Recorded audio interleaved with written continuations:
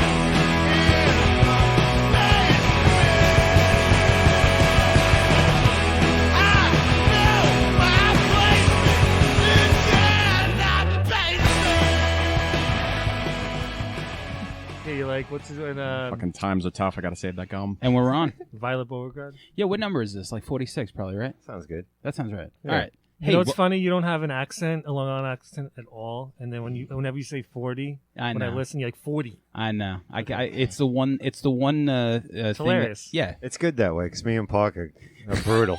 Yeah. Definitely. It's it's the one thing that I have to allow myself. It's like when you go someplace and you allow yourself like one donut. Right. Like I can't. We have them here if you want them. I Alex can't- brought some donuts. I can't Cumberland speak proper all the time, so like I allow myself the 40. I got to concentrate real hard to like lose it. I have a Long Island accent in the cop's face, so it really That's works. true, yeah. Really works for me. I sound like if a black comedian does like a white guy's voice. Yeah. Like that's how it comes out if I really have to force Like it. when Dave Chappelle does the Hello. white guy. Okay, so it's been a while, and that's why we're all sitting here with our dicks in our hands. Very Word. excited to get on the mic. No doubt. Because it's been 2 months, and we're back. We invited past guest Alex Amiruddin. Hello. What's up? Hey, man. What's up? Yo, guys. that's- It's you- great to see you guys. Your Yeah, tan man. is looking proper. Dude, I am going. Usually have a terrible farmer's tan. I'm out there. Like, I'm getting brown as possible, dude. Yeah. Nice. I'm loving it. For sure. It's addictive, man. I see why people go to this. I'm going to the fucking salon like during the winter. If you leave here, It's a if, sign of affluence. well, you know don't what? have shit to do except lay around, right? It's right. You know what? It's pulling weeds in my backyard. That'll do it. Don't want to use the Roundup anymore. So, No, if you got any darker, Parker would have pulled you over. definitely. dude, I'm growing. I'm growing as a person. I moved to Suffolk County. I pull am now everybody over in shirtless. Suffolk. About Welcome. 50% of the time, I walk around with no shirt on. I'm really That's what we do evolving out as a there. person. Yeah. That's it. That's what I'm doing. It's pretty good because ticks are like a big thing out there, right? Dude, I got the cedar side. I got the Trazza side. I got the fucking guys come and spray the lawn. Yeah. Dude, I didn't go outside for the first 2 years I lived there. It's like 3.5 years. I'm like, I go out there and they get attacked by beetles. Yeah. Like I can't win.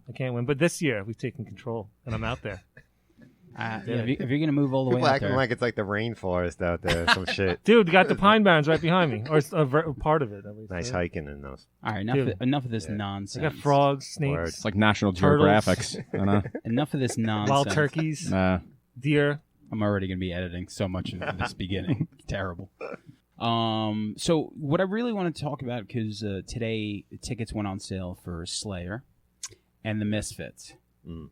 So the Misfits. Remember when we got tickets, Alex, Yes, to Jersey? I was very excited. We were all very excited because I'm like, you know what? How many chances are we going to get to see the Misfits? This is it, man. We is need it. to go, and even if we get shitty tickets, we're going to be in the building, and that's, and sure enough, they did like 8 other shows after that. Of course. But we went there, and what I remember, I just wanted to be in the building. I wanted to basically say, no matter what, that I was there when they played, regardless of sound. And when we sat down and we're like, I had way higher expectations. Did but you? I didn't expect them to sound amazing. I just wanted to feel like that fucking feeling. Their records don't sound amazing. They have that character. And like when we went to see Danzig together, Sam and I. Yes. And he was like 20 feet away. I had so much fun. I was singing along every song. But anyway, this is gonna. All right. No. And you know, we're there, and you know, Harley we missed. Murphy's Law played, Suicidal played, and then the Misfits come on. We're all excited, you know, even though we were like in the nosebleeds and shit. And I you know, I might have mentioned it before, and I think where you went wrong, Alex. God, I went wrong. I went way wrong. I think you started drinking on the bus. Dude, I'm in this bus with all these people I don't know. I'm going further east, and I'm sitting there, and I'm on the bus for like hours. It was like some crazy like camo bus. It was like not even a real like kind of bus. It was like no safety whatsoever. We hit a bump and we're dead. Yeah. And I'm like, oh my God, these guys, you know, and I'm just like, this is really weird. I'm feeling a little weird. Let me drink a Red Bull, which is the worst mistake. Anytime I drink a Red Bull, shit goes wrong. Yeah, you're like, let me calm down. I really need to ease myself. Let me drink a Red Bull. Well, I caffeine actually of a drank the normal Red drink. Bull before I left because I was, you know, feeling tired, and I'm like, I need to be sociable. I'm gonna be like hanging out with like a bunch of people I don't know for like hours. Should have just done coke. Nice. Yeah. That would have been good. That would have made the experience maybe a little better, or maybe worse. But when did you start? You started drinking right away, right? No, I was actually I held out for like the first half hour. Because then they, you know, you drove around a little bit, and then you guys picked me up, and then from there you started drinking. Because by the time the Misfits hit the stage, I thought you were gonna fall. Like, I thought you were gonna tumble to like to general admission. This is when I should generally be loving no matter anything I hear. Yeah. By the way. So this, I thought you were gonna tumble onto general admission and like just fucking like wake up because you were just swaying with the wind. You were like walking like you were on a pirate ship. like that's how I do. So then the Misfits start playing, and do you remember what happened? Because you started crying. I did not cry. Yes, you did. Get out of here. I was not crying. I remember just being like just so pissed because it sounded so terrible. Yeah. And it was like, it wasn't that it sounded bad. It was just so low. And that I was like, I'm just sitting here. Like I just took this trip. That's with why all you got these upset people. and cried? It could have been. Because it didn't sound good? I'm about to cry now. He got very angry to the point where like me, Evan, his old bandmate, and Johnny North, another friend, were on the side. We were enjoying it, and you ended up hanging out with Dave because Dave was as drunk as you. Yeah, we just walked over. He's my buddy. Yeah, that's what we do. So I think you guys just commiserated, but I think he was just happy to be drunk, and you were just like, I don't know, we were like, I'm gonna go walk around. Hey, we take turns. Sometimes he's upset. Sometimes I'm upset. We have each other. Yeah. Yin and yang. So Yes. The buddy system. so going back to this show at MSG, once they announce it, man, I'll tell you one thing. I'm not a big Damned fan, but I know people love them. Great. For me, the big sell is Rancid. Rancid have such a great catalog that they could play 30 songs that I would want to hear. I don't know if I'm that excited to see it because I feel like at this point Danzig cannot sing those songs. He just can't. Yeah. I mean, to me, like, I just would love, I'm not going unless I'm going to be up there and it's going to be loud. Yeah. And I can just scream all the words and have fun and dance around to the songs that I grew up loving so much. I don't want to just go there and sit there and whatever and hardly hear it, you know? Right. He's there. He wrote those songs. I love them. They're a huge part of my For sure. childhood. Yeah. But again, I don't know, like, what are they going to be, like $500 to get in the fucking floor? It's probably Like, going to you be know? the same thing. But like, let's go around the table. So like Parker, any interest in watching the Misfits and spending that much money? Probably not. Probably not that much. Not that much. What's the right amount that would make you go? Probably nothing over 75. Okay. Yeah, that's but that's got to be very good seats. $75. And that's not happening. That's Yeah. No way. Yeah. That's nosebleed. You'll be sitting in the park. I don't Yeah. even think nosebleed, probably. Yeah. be sitting Nosebleed, at home I watching bet it you'll on be YouTube. over $100. You're behind the stage in the top row, and Yeah, why do they sell tickets to that? Because People buy sometimes them. I go, like, I was like trying to find tickets to a show, and the cheapest ones are like behind the stage. Like, who's selling those tickets? That's where like the stage potatoes sit.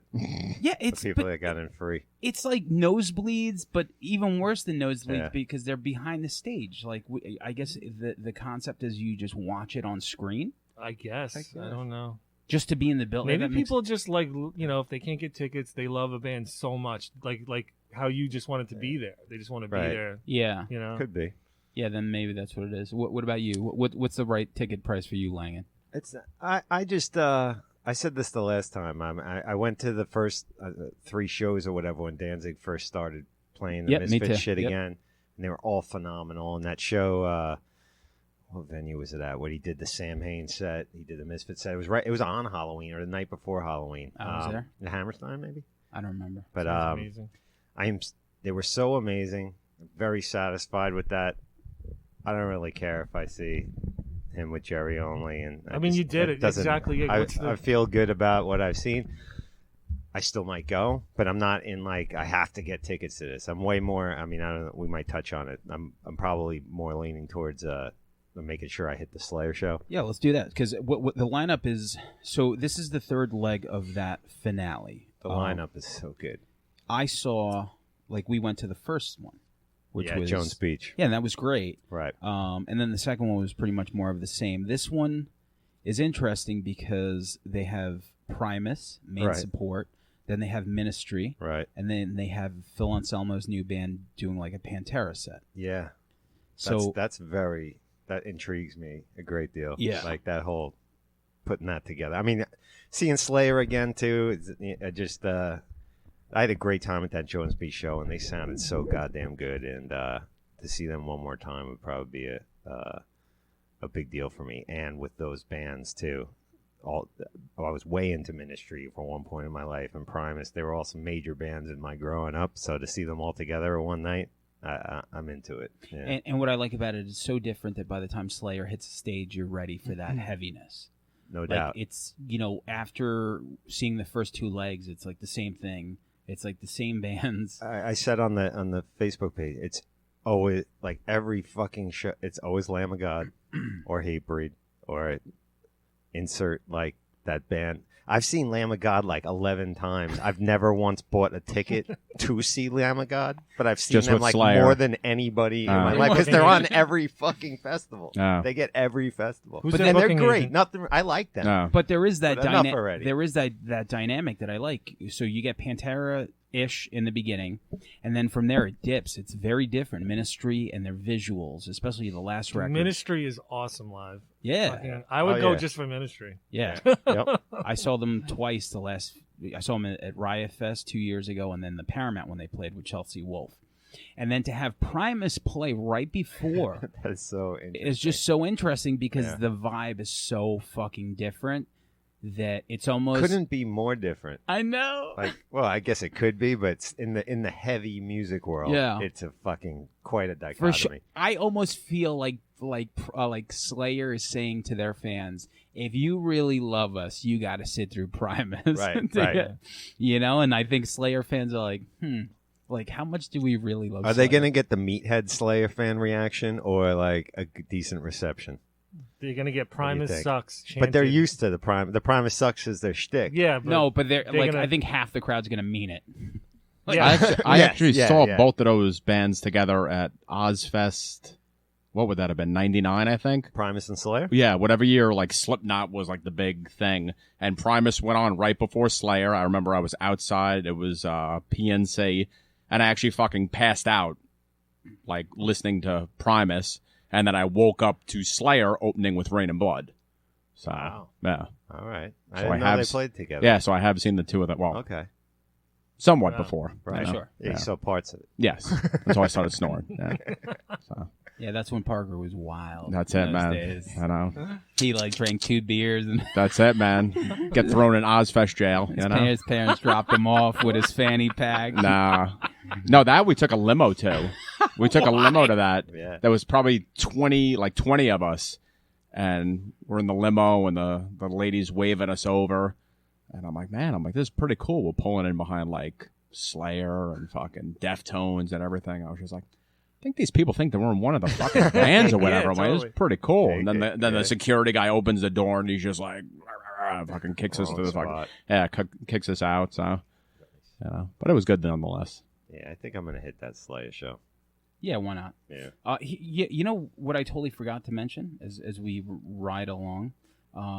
So I guess we're a part of a podcast network. I probably should have said Yeah. that in the beginning. We took a little. You're going to break. cut the beginning out anyway. Right? Yeah, I'm gonna. Come on, that's gold. You that's gotta keep that shit. Yeah, it's Kidding me? That's, No donuts for you. that's what I listen Yeah. for. it's Especially me talking. It's definitely flea market gold. But yeah, so Dark Satellite Media, Yes. which is Jimmy Ferrari's. He does a show called the Brooklyn Blast Furnace. So he reached out and wanted us to be a part of this, to be on the podcast network, and I figured, why not? You Yep. know, it Yeah. just you go, and it's like, you know, being a part of HBO or whatever. You know, it's like you see these shows, and it's like, oh, okay, there's like a wrestling show. Yep. And his show is kind of similar to like If I Rule the World, which Yeah. is just basically It's a good show. yeah. So he has a lot of cool people, and wanted to shout out Dark Satellite Media. Yes, find them on Facebook, like it, share it. Yeah. Yep. So they'll be happy that we finally taped an episode. Yeah. Because I think when we joined, like, you know, I think you were at Jesus Camp and Parker was doing his Yeah. thing. We needed to take a little, Yeah, we had a break there. yeah, A lot of issues. for sure. Yeah. We So all got, what's it called? Dark Media Syndicate? oh, hold on. Did I fuck it up? No, you messed it up because now I'm I like threw you off. That's what I do, Dark Satellite Media. Dark Satellite Media. Yes, Dark Satellite Media. Cool, I'll look it up.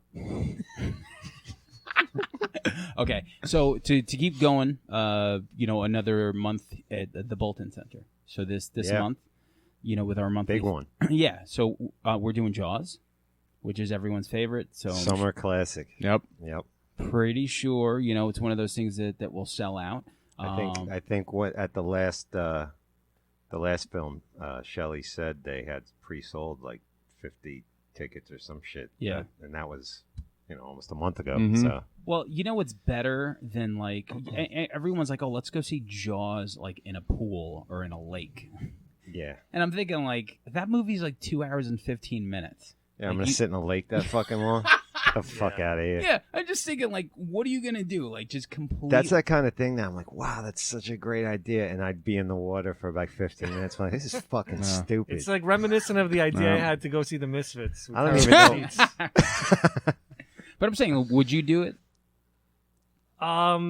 It sounds like a great idea. Like it'll be fun. Oh, that's Yeah. gonna be until the first mosquito came out. I'd be like, Uh-oh. fuck this. But I'm saying, like, what about when you have to pee? Like, what do you Exactly. do? It's like going to Everybody's New peeing in Year's the and- water, That's bro. bad. Are you fucking kidding me? Just go, Come on. man. Just go. Everybody around you's doing the same thing. It's probably a lake full of urine. I'm Mm. just thinking, when I sit in a movie theater, I'm like adjusting myself after 30 minutes. I can't imagine like You don't want to get up and go to the bathroom and miss something, right? No. Everybody feels that way. So guess what? You're sitting in the lake and everybody's feeling that way. Yeah. It's Oh a my lake God. full of I urine. just wouldn't drink anything for 5 to 6 hours before I went on the boat. Yeah, you'd be the responsible one. What Uh, about the guy I next mean- to you that's down in like a Hey, a he can 64 ounce suffer. He Pepsi, can and fucking it gets all suck it. warm around you?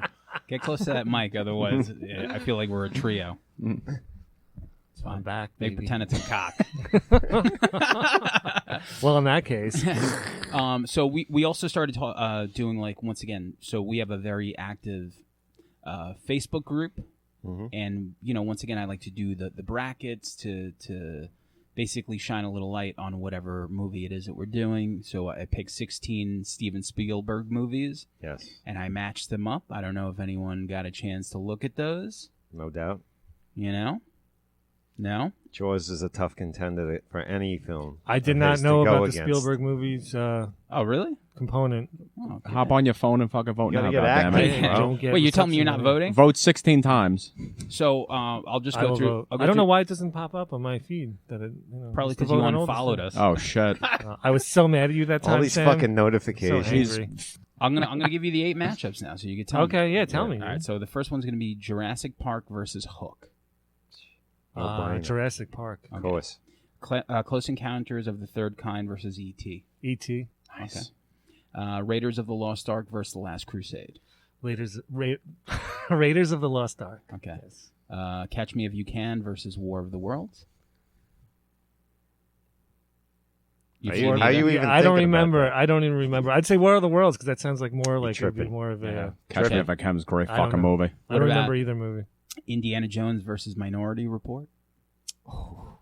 I guess I'd go for Indiana Jones, but Minority Report was pretty fucking Great, awesome. great concept, great Yeah, plot. just because Indiana Jones is like one of the classics.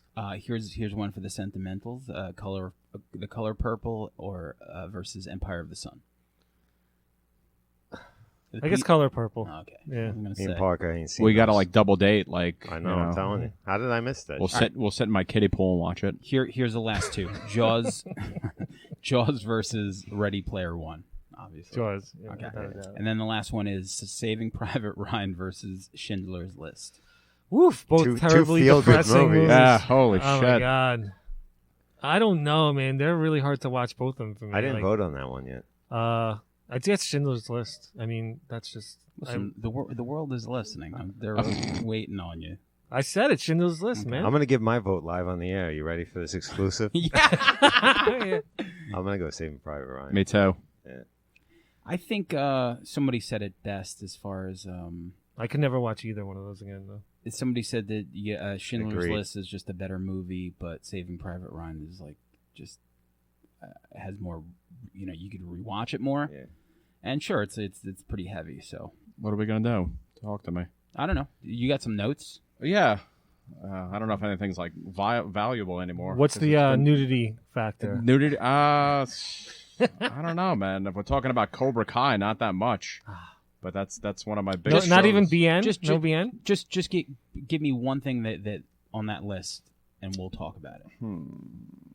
Something that you want to talk about on that list. Yeah, you guys got to see this. There's like so much writing on it. This is all TV and.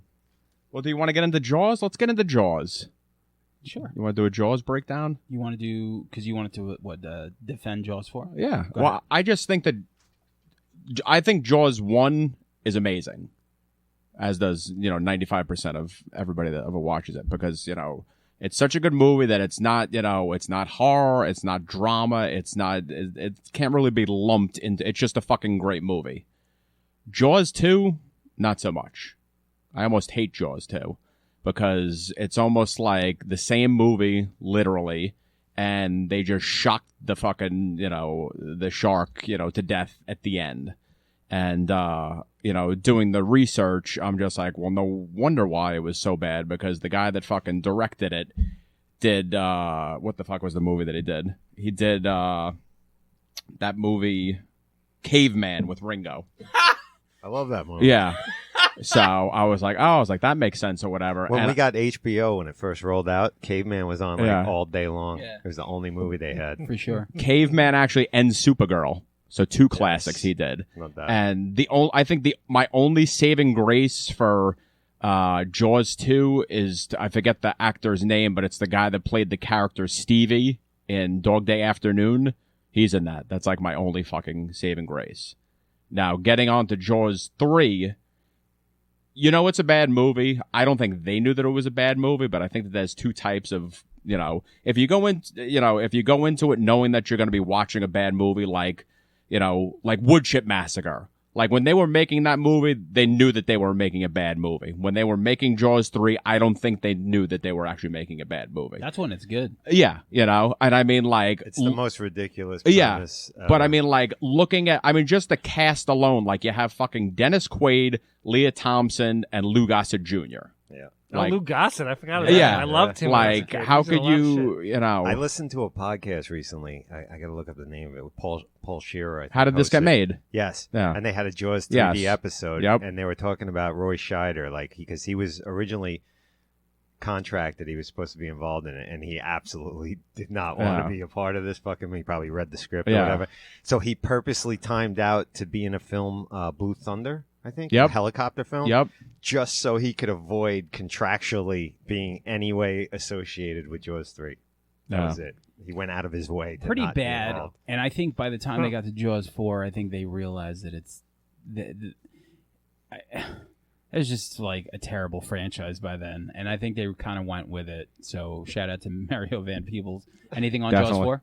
Since you have the DVD here. I mean, fucking Mario... Prominently displayed. Mario Van Peebles and what was the other guy's name? Lance Guest of, let me look at my wall because I almost forgot that. Last Starfighter fame. There you go. And Halloween 2. Yes, Halloween 2, that's right. And I'm proudly displaying, this is the Jaws Revenge, director's cut, which has an alternate ending. This ending, Mario Van Peebles actually lives, which was, let's be honest. Spoiler alert. Yeah, spoiler alert. But the guy I don't need to watch it. the guy that did Jaws 4, the director that did Jaws 4 actually directed that movie Nightmares, which I love. Oh, with the anthology? Yes, Oh, yeah, that's he awesome. did that, so which I was With happy- Emilio Estevez. Yes, yeah. I have no memory of any of that movie. Yeah. I'm Of wondering Jaws if 4? I blocked it out or And I need to the revisit. Nintendo You can borrow it. Yeah, my pleasure. Dude, no I think I might problem. It's in the rent J that. section over there. That is, thank you, Alex. Not so much nudity, not even great fucking nudity, but there's no nudity. And the Nintendo game was actually based off of that movie. So, however fucking many Really? units it sold. I didn't Hey, know if there it's was got a Jaws if it's game. got BN, I'm there. Yeah. Do you guys remember BN? When I was a kid, with HBO, when the ratings would come out, Uh-huh. and it would say Oh, brief BN, it'd be like, nudity. yeah. Brief Ev- nudity. This Yeah. is not. This is a memory of Evan. Yeah. Brief We used to nudity. sit at his house. Shout out to Evan Bacon. And when BN would come on, we'd fucking high five and be like, we just sit through the whole movie just for the BN when it Man. happened. Wow. And That's now, how desperate times were. And And man- now you just go on the internet, the internet, you go on your phone. tit out. Wow. You could be like 8 years old and you're there. Yeah. Yeah, pretty much. For sure. You're waiting for BN, and these people could look up Dude, like fucking high fiving, doing ass flips over it. gaping. Yeah. You could look up rosebuds prolapsing. But yeah, Jaws 4 is really fucking terrible. I'm not sure why Mario Van Peebles had a fucking accent. Yeah. His accent was as necessary as John Voight's accent in fucking Oof. Anaconda. Oof. What kind of accent did Peebles have? Hey, yeah, man. Like, Oh, he's he's just Jamaican? like, Horrible yeah. Jamaican. Oh boy. But so what? Yeah. Like, okay, Anaconda. Like, why did John Voight have an accent? He was a white guy in this movie, and I'm like, all right, maybe it has something to do with the story. But You know what? it He's didn't. like this probably serious actor, dude. He takes this shit fucking So script. embarrassing. He's like, you know what? I think my character. Yeah, You know. exactly. He's I'm like, gonna give him some background. He came from this country, and blah, blah, like, yeah. And the guy's probably like, whatever. We have to shoot this shit Yeah, before totally. fucking the sun sets. Just yeah, you want to be fucking British, whatever the fuck. Just let's go. wasn't even British. It was Shit's like called- some weird. Like, Yeah, I don't remember. What do I you don't think of him in Ray Donovan? I think he overacts a little too much. I never watched Ray Donovan. I a- watched one It's a episode. great- And I, it's- Oh, it was a really. I think I watched up to season 3. It's a He- great show. For some reason, I he didn't chews- fall off. I just He so chews many up the shows. scenery a little bit. Dude, he's you just know. over the top. He's Yeah. like Claire Danes in Homeland. Great show, but she's like fucking. Homeland. Ugly I do cry watch. face That is every 3 that is a great seconds. show. Yeah. But That is anyway, a great show. he was trying to be a hustler, and he did these fucking shimmy moves and shit. Why did you stop watching it then? I didn't. It's not like I consciously stopped watching the show. It was a really good show. It's just like life gets in the way. There's so Hard many to keep shows up with everything. Yeah. and there's so much shit. It's just on the list of 1,000 shows to catch up on. Right. I guess it wasn't like one of my top, but it was a good show. Shay and I watched it regularly. you That's know? why Like, I we still usually watch it. wait for shows to complete their entire run, even Yeah. if it's 10 seasons. And Uh-huh. then when it's done, then I'll just sit and watch it because then my attention span can't remember how many fucking Yeah, different I mean, shows to yeah, watch. it's a good show. I would recommend it, but it's not like one of the probably- not bad. it's no Game of Thrones. No. Well, few Yeah. shows are. No, right, no, Sam? exactly. It's no Sopranos. It's no Game of Thrones. I It's no can't- like whatever, like one of the. Mike Malama says Sopranos is the worst writing. Oh, does he? Did you Mike know that? Malama That's says a lot that's a of things. bonerific. He said I was about to say, talk shit on his penis. Horrible writing. All right, so Screenwriting. yeah, the thing with like I don't binge. I'm not a binger. I can't watch 10 episodes of something in a row. I'm like a buffet table guy.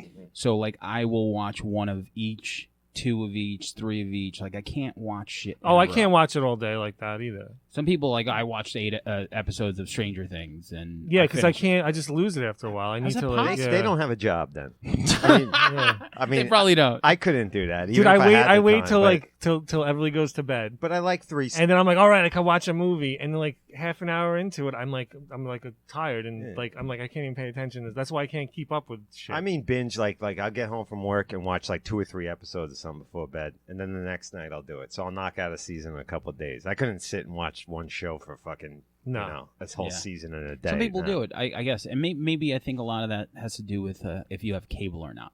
I Mm-hmm. feel like if you only have Netflix or something, it's a lot easier because it's the only thing you're going to watch. True. So you're gonna sit there. For me, especially if they're shorter episodes. You know, like some of these shows have like half hour, 40-minute episodes, and some are an hour and a half. So for sure. Like Santa Clarita Diet, I finished, and those are like 30-minute episodes. Very easy to watch. You could just squeeze those in.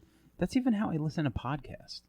I don't listen to 3 hours in a row. I listen to 30 minutes here, 20 minutes there. If I'm in Depends the on shower. how long my car ride is usually. Yeah, might for take sure. a couple of drives, but same here. Do you have anything else you want to say about Jaws? No. In closing, That pretty much. That thing. I rest my case. I think we squashed it, but Mario Van Peebles lives in the director's Did they go cut. any further past 4? No, no. no, that was it. I'm just But wondering. I will say that is a perfect example of a movie that's a classic that has 3 of the worst sequels ever. I can't really think of another movie that's a franchise that has one of the best movies ever made, and then after that, 3 of the worst movies ever made. That's a good question. Yeah. Revenge of the Nerds comes close, but Revenge of the Nerds 2 still holds two up. was pretty. bad. 2 was good, but I mean, it didn't even hold a candle to 1. But then You didn't like after Booger's Wedding? Oh, Part 4? Ogre gets nice. I mean, come on, fuck that shit. Yeah, funny enough, they Ogre were, needs to be mean at all times. they were added to Hulu. Hulu adds a lot of fucking cool shit on the sneak. I've been loving Hulu. Hulu's fucking really. I don't have stepping- Hulu. That's one of the things. You got I don't have. Spotify? I do. They You get it give you a for free. free Is that- fucking account. is that you don't still get going on? the premium. Yeah. Just I thought that they go did, into your account. You'll see how you can download it. I thought they changed it to just like college students. You or don't something. get everything they have to offer, but you get like most of it. Oh, well, yeah, it's I'll great. check it out. Yeah. Yeah, so they added it, and I put it on one night when I was going to bed, and me and Karen are watching it, and she's never seen it, and like the next day she's like, "Oh, I really like that nerd movie." And I'm Dude, like, Revenge of the Nerds. 1 Legendary is- nudity. It's like one of those movies you Legendary. watch and then Hair you pie. watch like Yeah. like 20 years later and you're like, it's still just as good as I remember. Like Yeah. on the other hand, like Porky's, I loved it when I was a kid, and it's just Yeah. not that good. Doesn't hold up. Like a lot of those movies I really loved. Revenge of the Nerds stood the test of time. Revenge of the So Nerds and the good. second one are very similar to like Police Academy and Police Academy 2. Because Revenge of the Nerds, the original, I had never seen, much like Police Academy. And then I saw later ones, and then I remember my oldest brother had the first one, and I was just like, oh, it's like Police Academy. I was your like, oldest brother. Yeah. Don't you only have one brother? no, 2, yeah. Really? Yeah. You have 2 brothers? Yes. We're peeling this onion Dude, every episode. Jeez. Every episode we peel the onion. Fucking new subscribers right here, baby. So I go in and I'm watching this thing and I'm like, man. Exclusive. Yeah, and I'm like, this thing is fucking raunchy. It's got nudity, fucking Tackleberry's playing the saxophone on the beach with that's these what they did with chicks Revenge of the taking Nerds. their Same tops thing. off. They weren't afraid to throw the nudity around. No, back then. no. And I mean, the same thing with exactly what you said with like Revenge of the Nerds. Like, Hair pie. they're sitting there eating breakfast and the guy That's my says, pie. I want Bush pan down. And the fucking camera pans down. I'm like, what the fuck? If it wasn't for It the was pretty sax racy. guy in The Lost Boys, Yo. that sax scene with Tackleberry There you go. would have been the most cinematic Yes. sax scene Yes. of the 80s. Hard to argue Forget that sex point. scene. We want sax scene. Yeah, because and what I love about the Tackleberry scene at the bonfire is that it's so not synced up to the music. Yes. I could understand you don't know how to play guitar and you look like Demi Moore in One Crazy Summer, not moving your hand. Don't turn around. It's a great song right there. Can you ever get past that? Like when you see it, somebody fake playing the guitar and watch their fingers automatically, right? And it bothers Can't the they shit just out fake of you. it like a little better? Like, I yo, don't you could sit understand. for an hour, watch some guitar play. Okay, I get how they move. Like, you're not even trying. Not even trying. Bothers me Yeah, it's so like, much. I can't get past it. I remember when I was a kid watching Sleepaway Camp, and the fucking kids get up there. 20 years later, I'm just like, I'm like, these fucking kids are singing this Beef bologna? song Beef Bologna. Yeah, and dude, the germs. the name of the song is called The Horn Dogs. I'm like, what is this? But then I go back and I watch it like years later. Like, she don't want no chicken. She don't want no roast. there's no amps on stage. The fucking drummer. The drummer is the guy that announced them. It's like another counselor. He's like, let me announce these guys, and I'm just going to run right back here real quick and play the fucking drums. But he's not even hitting the fucking drums. That's crazy. And these guys aren't even plugged in because there's That's no amps obscene. on stage anyway. So, All she wants is a double dose. dude, that's it. Beef, beef, beef, beef That's- bologna. You got You it. know what? That's another one like Jaws when you think about it that Yeah, had it's upsetting. a really good first movie, and then Sleepaway Camp? yeah, and then 3 really campy, awful movies. And 2 and 3 had Bruce Springsteen's sister, Pamela Springsteen. Yeah, she's terrible. But Terrible. Who's worse, her or Stallone's brother? oh, Stallone's brother for sure. Oh, Frank Stallone. What about the mother? Yo, she was on. What a She was on Challenge to the. the stars. She was on the original Glow. How was she? Jackie Stallone. How much money do you think that On they've makeup? hit, Still haven't seen that that. they've That's on the hit list. Sly up for over the years? A lot. Like, we added up. Yeah. Like, imagine being saddled with that fucking A lot. family Dude, that being a Last Blood's success. coming out though. That shit looks fucking good. Imagine having a son that dies and not like your mom or brother that probably hit you up for money. Like, of all people, like he's probably thinking like, why couldn't my brother die? Why would my son have to go before my brother or my mom? Big time. So, but going back, I think you're our guest. So there are 26 letters in the alphabet. Yes. Oh, Okay. Christ. Now this is something that I want to try. New feature here. A new feature here. This is the first of 2 new features that I want to try. Parker always refers to his back thing over there, and My back door. He's got a library. The library. Against the wall. I already here. referred to it For without even people knowing who about haven't this new had feature. the fortune to be in Parker's basement. Yes. He's got a library here full of DVDs, all alphabetized. I'd like to think so, but most people Are they think not. alphabetized within the letter? Like when you go A, B? No, like, I don't get that crazy. Oh. Yeah. That's a problem. that is a problem. The first letter, that's as far But as you I still got. know where everything Yeah. is. Yeah. Yeah. Okay, so you know Yeah. what you do? Let's just go with rows, Alex. Okay. Let's go with rows, and so there's the top row, and there's three little sections. So pick a row and pick a section, and then he'll randomly go over there, pick out a DVD, and for a minute, he's going to give us a minute review on why he bought the DVD, where he got it from, and a quick little review that I'm going to take my phone and I'm going to do. It'll be under a minute, and we're going to put it up on Instagram. Awesome. Did he know about this? Or I is have this no. like no. right on I knew the spot? bit, but I have no clue what you're Yeah, gonna yeah. grab. We want So to keep the I can pick a excitement. row and then one of the sections, one of the 3 sections. That's So what I could said. be yeah, but at first You you speak said English? It's not at first you said complicated, the bro. top row, Oh no, I'm and saying then like, you said I'm saying like if you see the trying to clarify, dude. yeah for sure. Pick any row. You don't want to blow this bit in the first fucking time. Hey, dudes, I'm highly educated. But Don't put mess that with back. it. If you're going I back know there, that could my you numbers. put Jaws back in the J section? If you're going back there, I would love to. Yeah. What an honor. I don't even know. Okay, I'll look for J's. All right, No. so Parker, why don't you go? Or I No, you're grabbing it. Oh, I'm Yeah. grabbing it. I'm out.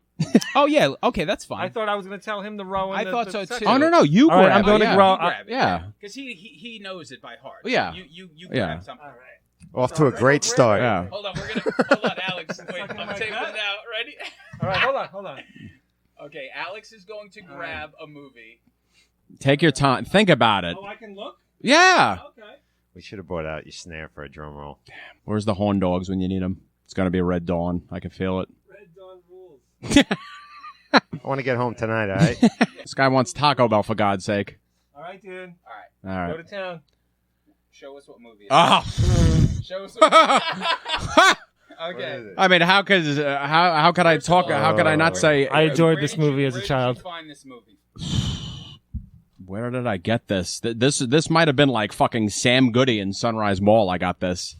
Goody My guy. God, this movie is probably top 10 of all time for me. It is by far one of the worst movies of all time, but that's probably why I love it. The 2 villains in this movie are literally called Whitey and Mustache because one guy is white and the other guy has a mustache. It's Nicole Kidman's first American movie. Excellent. Yeah, great career path. What similar career paths those two had? I love how they're top billing. He's David probably Argyle, he didn't make it. That was either Goose or PJ. He works at a 7-Eleven. He's like, I was in BMX band. Yeah, probably. I wish I had a claim to fame like that. Yeah. You know? So pretty much this movie is about. Am I supposed to review it? I don't even know what I'm supposed to do. No, just say whatever you want to say about it. I literally watched this movie almost every single day on tour with Sky Came Falling, but it would not start unless I probably had about a 6-pack in my system. Because it's just that bad. This movie should come. Is this when you were in the back of the van with the TV and the player? And the yes. Yeah. So you were lonely. It was you were on tour. Nicole Kidman. This should have came with about a 6-pack because it's so fucking bad. What's the nudity factor? It's bad. There is. Oh, it's horrible. Yeah. It's horrible. Zero nudity. Next. Very disappointing. Yeah, but I mean, leave it to Alex to pick the BN. So I know what the hell I want. So I mean, the whole. BN. So now this came out. Was it similar time to Rad? Yeah, it was right around that time. Yeah. Now, since I was such a BMX Bandits fan, I refused to watch Rad for years. I only saw Rad about a year ago. What? Because I refused to watch it because of this. That is not Rad. You were on Team BMX. I Not a was. Rad choice. Yes, I proudly have a BMX Bandit shirt that somehow I found online. Okay, which we're good. Okay. Then that's it. So you said Rad's a better movie. If No, you're into absolutely old. not. So they're both terrible. Absolutely. Yeah. Well, this is more terrible though. So that's why it's my favorite. All right. And there you have it. I was really looking for Gleaming the Cube, but I couldn't. I didn't know No, if they that's had only that. on VHS. That's a different That's right. segment. Yeah, So that that was actually 3 minutes. So I'll just make 3 videos that Okay. you could slide across. Nice. There you go. And then I'll just put the whole thing. The one thing about Facebook, they do, you can put up that whole fucking video. Right. So Instagram, I just got to do the 3 video thing. Do it up. Cool. Hope we don't get a copyright thing for YouTube. Yeah, fuck. Well, we already talked about the Misfits, so Yeah, none there of you this go. is Well, going up anyway. Yeah. Here's the thing. We won't mention it in Yeah, the the only way tags. they'll flag it is Right. We had it in the title. Yes, Yeah. exactly. So let's do the second bit. So what I wanted everyone to do with our guest, with every guest moving forward, is a way that we could share new music. So we all pick 2 songs that we feel the other person has never heard. And so I gave 2 songs to Parker. Parker gave 2 songs to Alex. Alex gave 2 songs to Langan, and Langan gave 2 songs to me.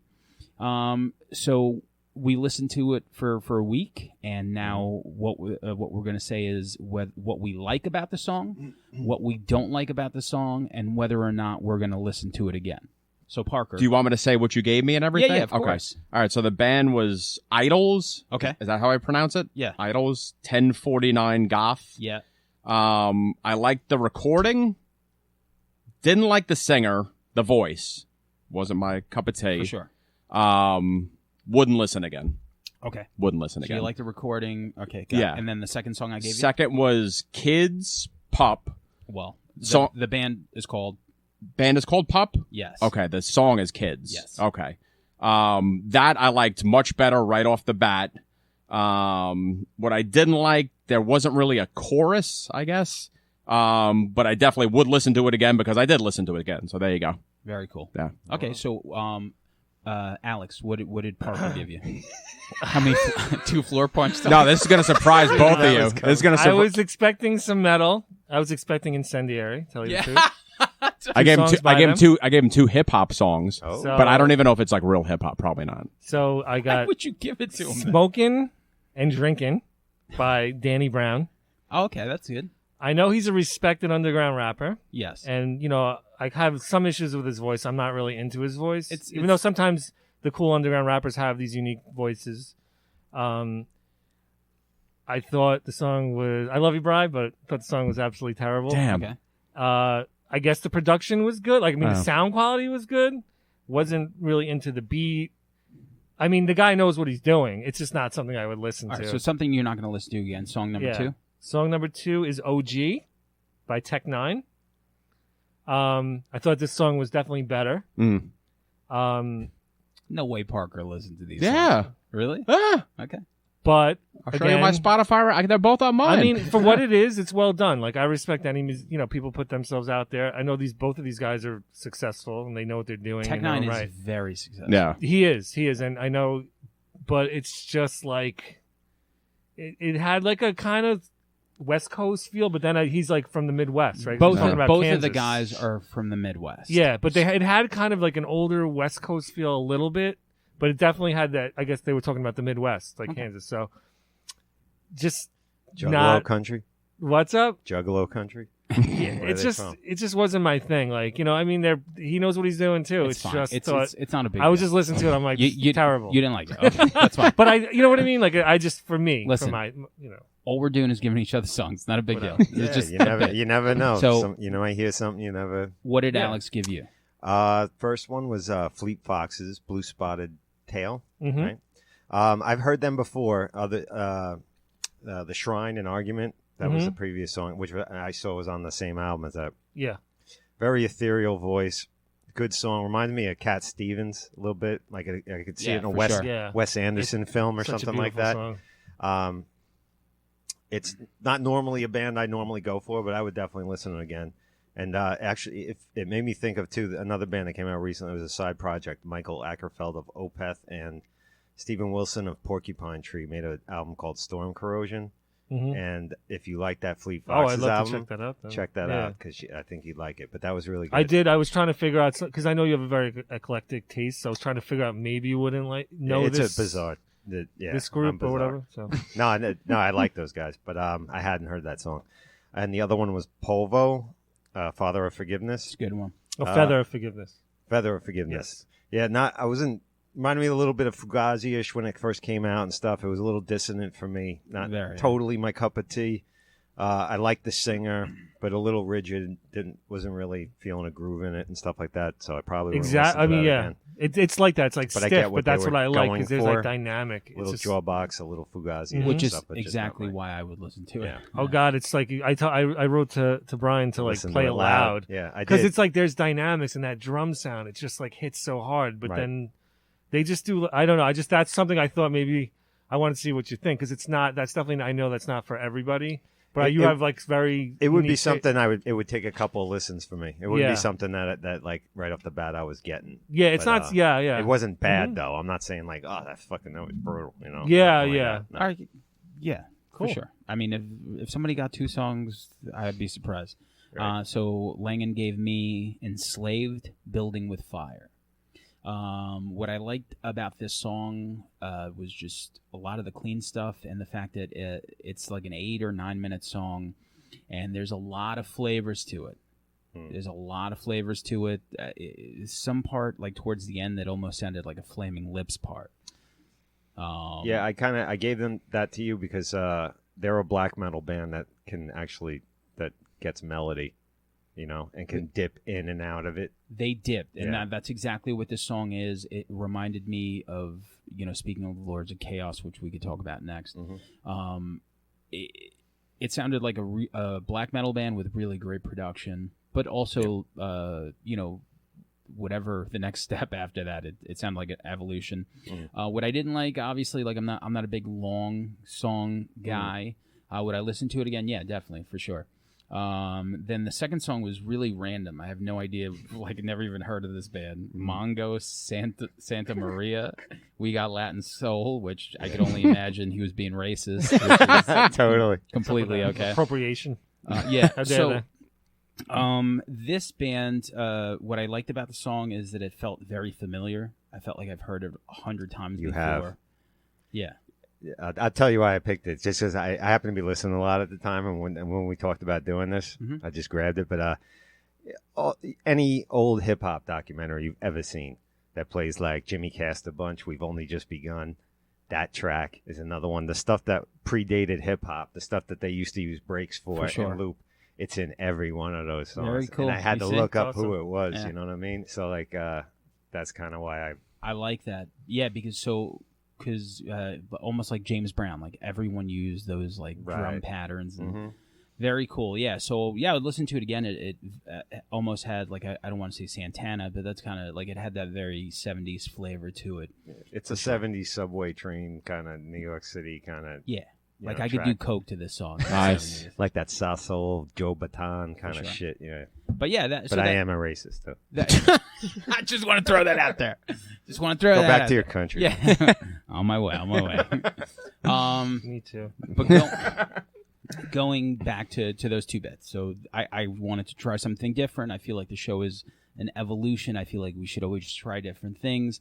I felt like if we picked 2 songs for each other that, No, I love learning new shit about stuff I've never fucking... Because there's so much fucking music out there right now. Yeah, and it's a so great many idea. ways to hear it. It's great. and next time we'll just flip it. So then I'll do you, and then we'll go this way. Right. So, Parker will give me 2 flip songs. Get ready, baby. Get ready. Now, going to... I really do actually want to touch on Idols, and then we'll talk about Lords of Chaos real quick. Have you been listening to Idols? Dude, I love Idols. How fucking good are they? The album before the current album. That's my favorite. That's my shit. I love that. I thought it was the only one. I didn't even know if anyone listened to it because I'm just in my own little bubble. We And get it. then Ridge you is saw- far away. And one time, like I think last summer, Dave came by and I was playing the new album, outside. Dave and his family came by, and he's like, "Yo, dude, what is this? Is this Prodigy?" I'm like, "No, dude." And then I was like, "But I definitely like the album." Before I that. haven't clicked play on It's them yet. so What kind good. of shit is it? Okay, so I gave him my favorite song off that record. I gave Parker, which is 1049 Goth. And he Goth- hated it. Goth. He hated it, but and I That's Good what I could recording, see. though. Again, it's not something for everybody. Yeah. I could kidding. see that. it's not for everyone. So I got into them with this last record. I heard "Never Fight a Man with a Perm." I'm like, okay, this is cool. Great title. That's fucking great. This is cool. I bought tickets to go see them at Brooklyn Steel, and it was sold out. And you ever go see a band that you kind of know, and you go somewhere and there's like thousands of people in this fucking Brooklyn Steel place singing along to every song, and the band plays like fucking at the drive-in. Like, they're insane. But the singer it's like an abrasive thing, and it's a very repetitious thing, but the lyrics connect. The music is very noisy. It's the most punk thing that I've heard. Dude, I think I agree. It's so, to me, like, punk is thrown around a lot, but when I heard This this, is I'm punk. like, this is fucking so punk, like what I would picture. I mean, I described things like punk, this and that, but I was like, that's exactly what I thought. I'm like, to me, from like all the years of listening to different punk throughout the ages or whatever, throughout the years or whatever, I'm like, this to me is like what the fucking epitome of what I think punk rock is. And I just think I think these guys are fucking, it's like hard music. It's like hard. We got to see them. Like, man. these guys are like on steroids compared to like, I don't know. I think you, it's you so either get it or you fucking don't. intensely. Like the Pulva thing, like, he likes black metal. I don't.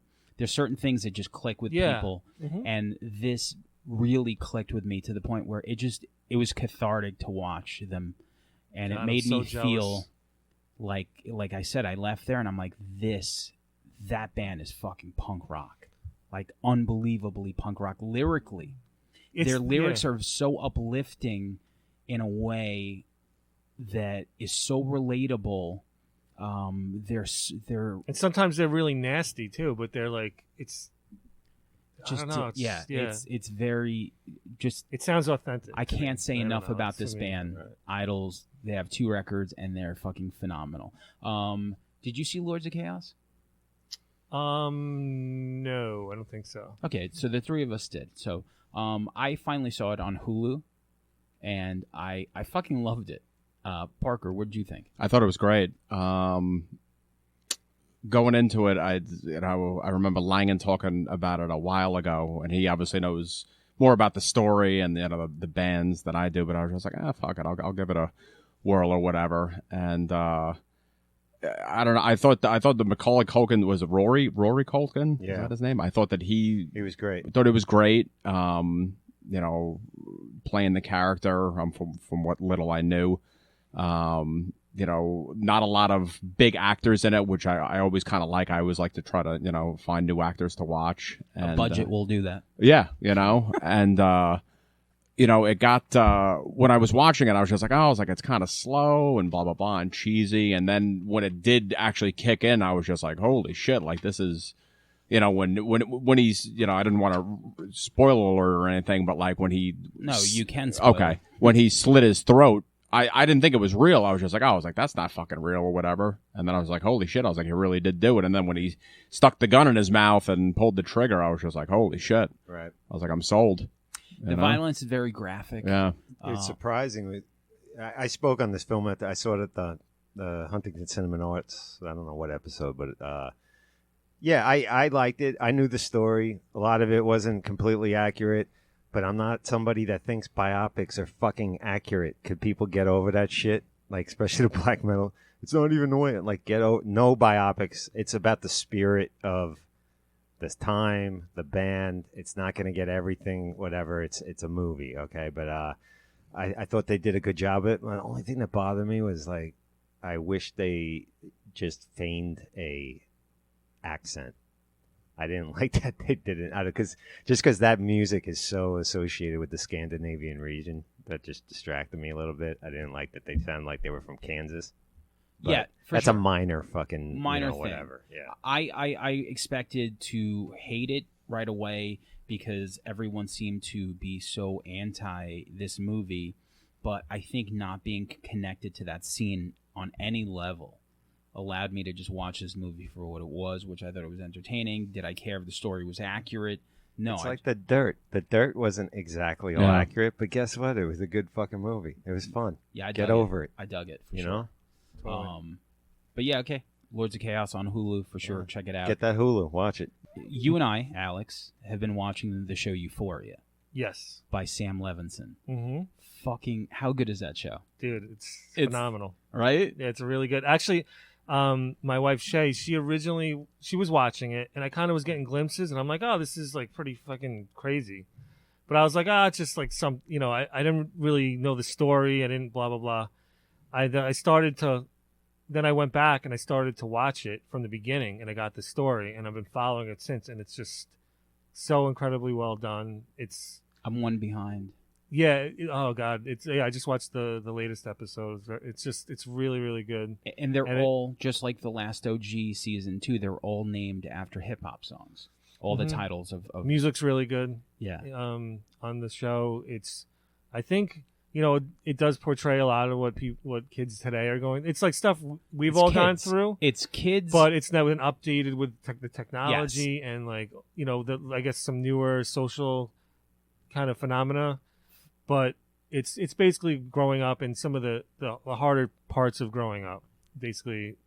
relatable because it's kids. Mhm. When we watch Kids, I'm like, oh shit, that's like us hanging out.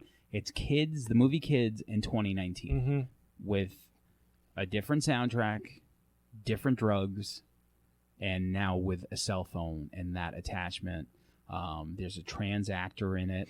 Yeah, it's like all the issues of today basically are in it. What kids are going through, what you see in the news. Yeah, and the direction is great. So it's Sam Levinson, which is Barry Levinson's son. Mm-hmm. So he created this TV show, and it's on HBO, and like Yeah, sounds good. it's fucking, man, once you get past because a lot of people seem to have an issue with it. And when I see on Facebook anyone who has an issue with it, I'm like, you were shooting heroin.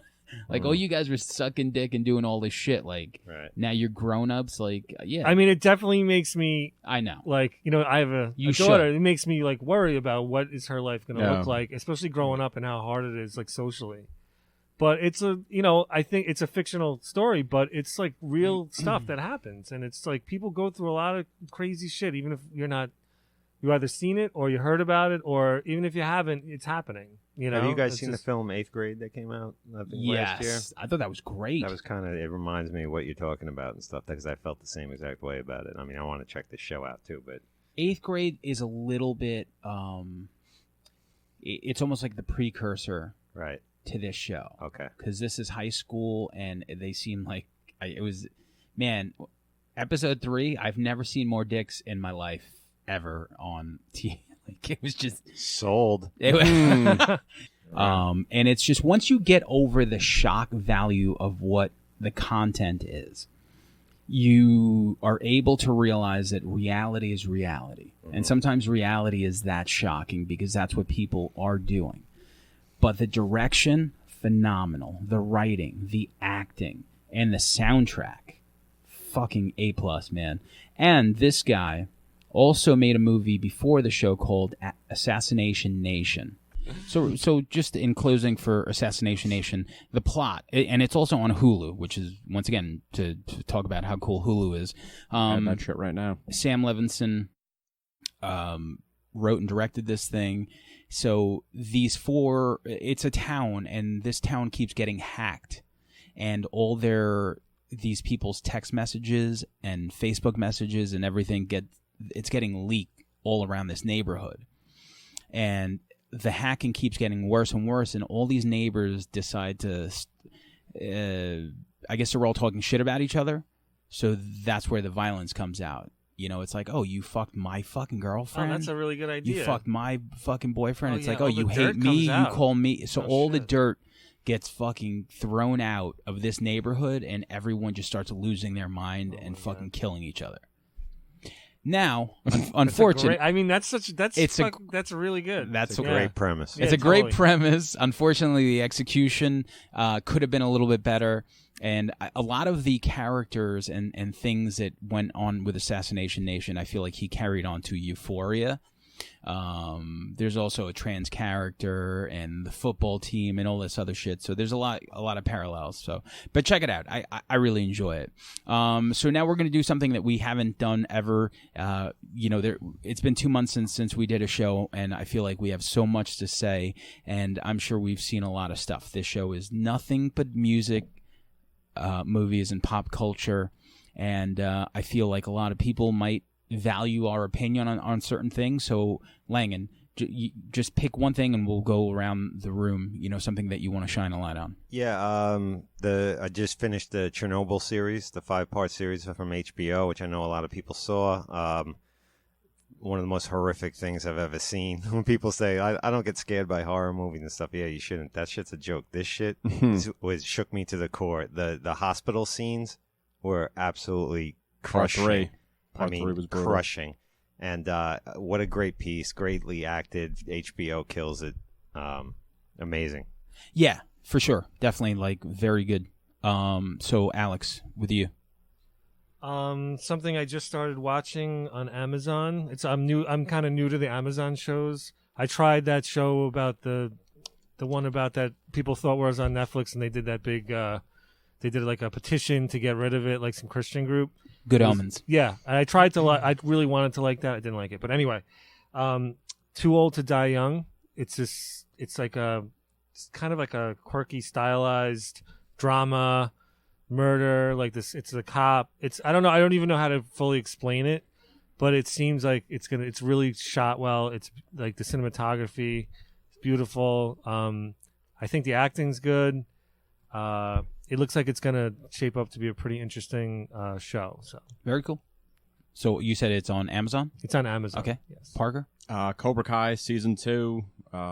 It's on YouTube Red, but now I think everything's going on YouTube now, so now I can actually fucking cancel that and get my $10 back.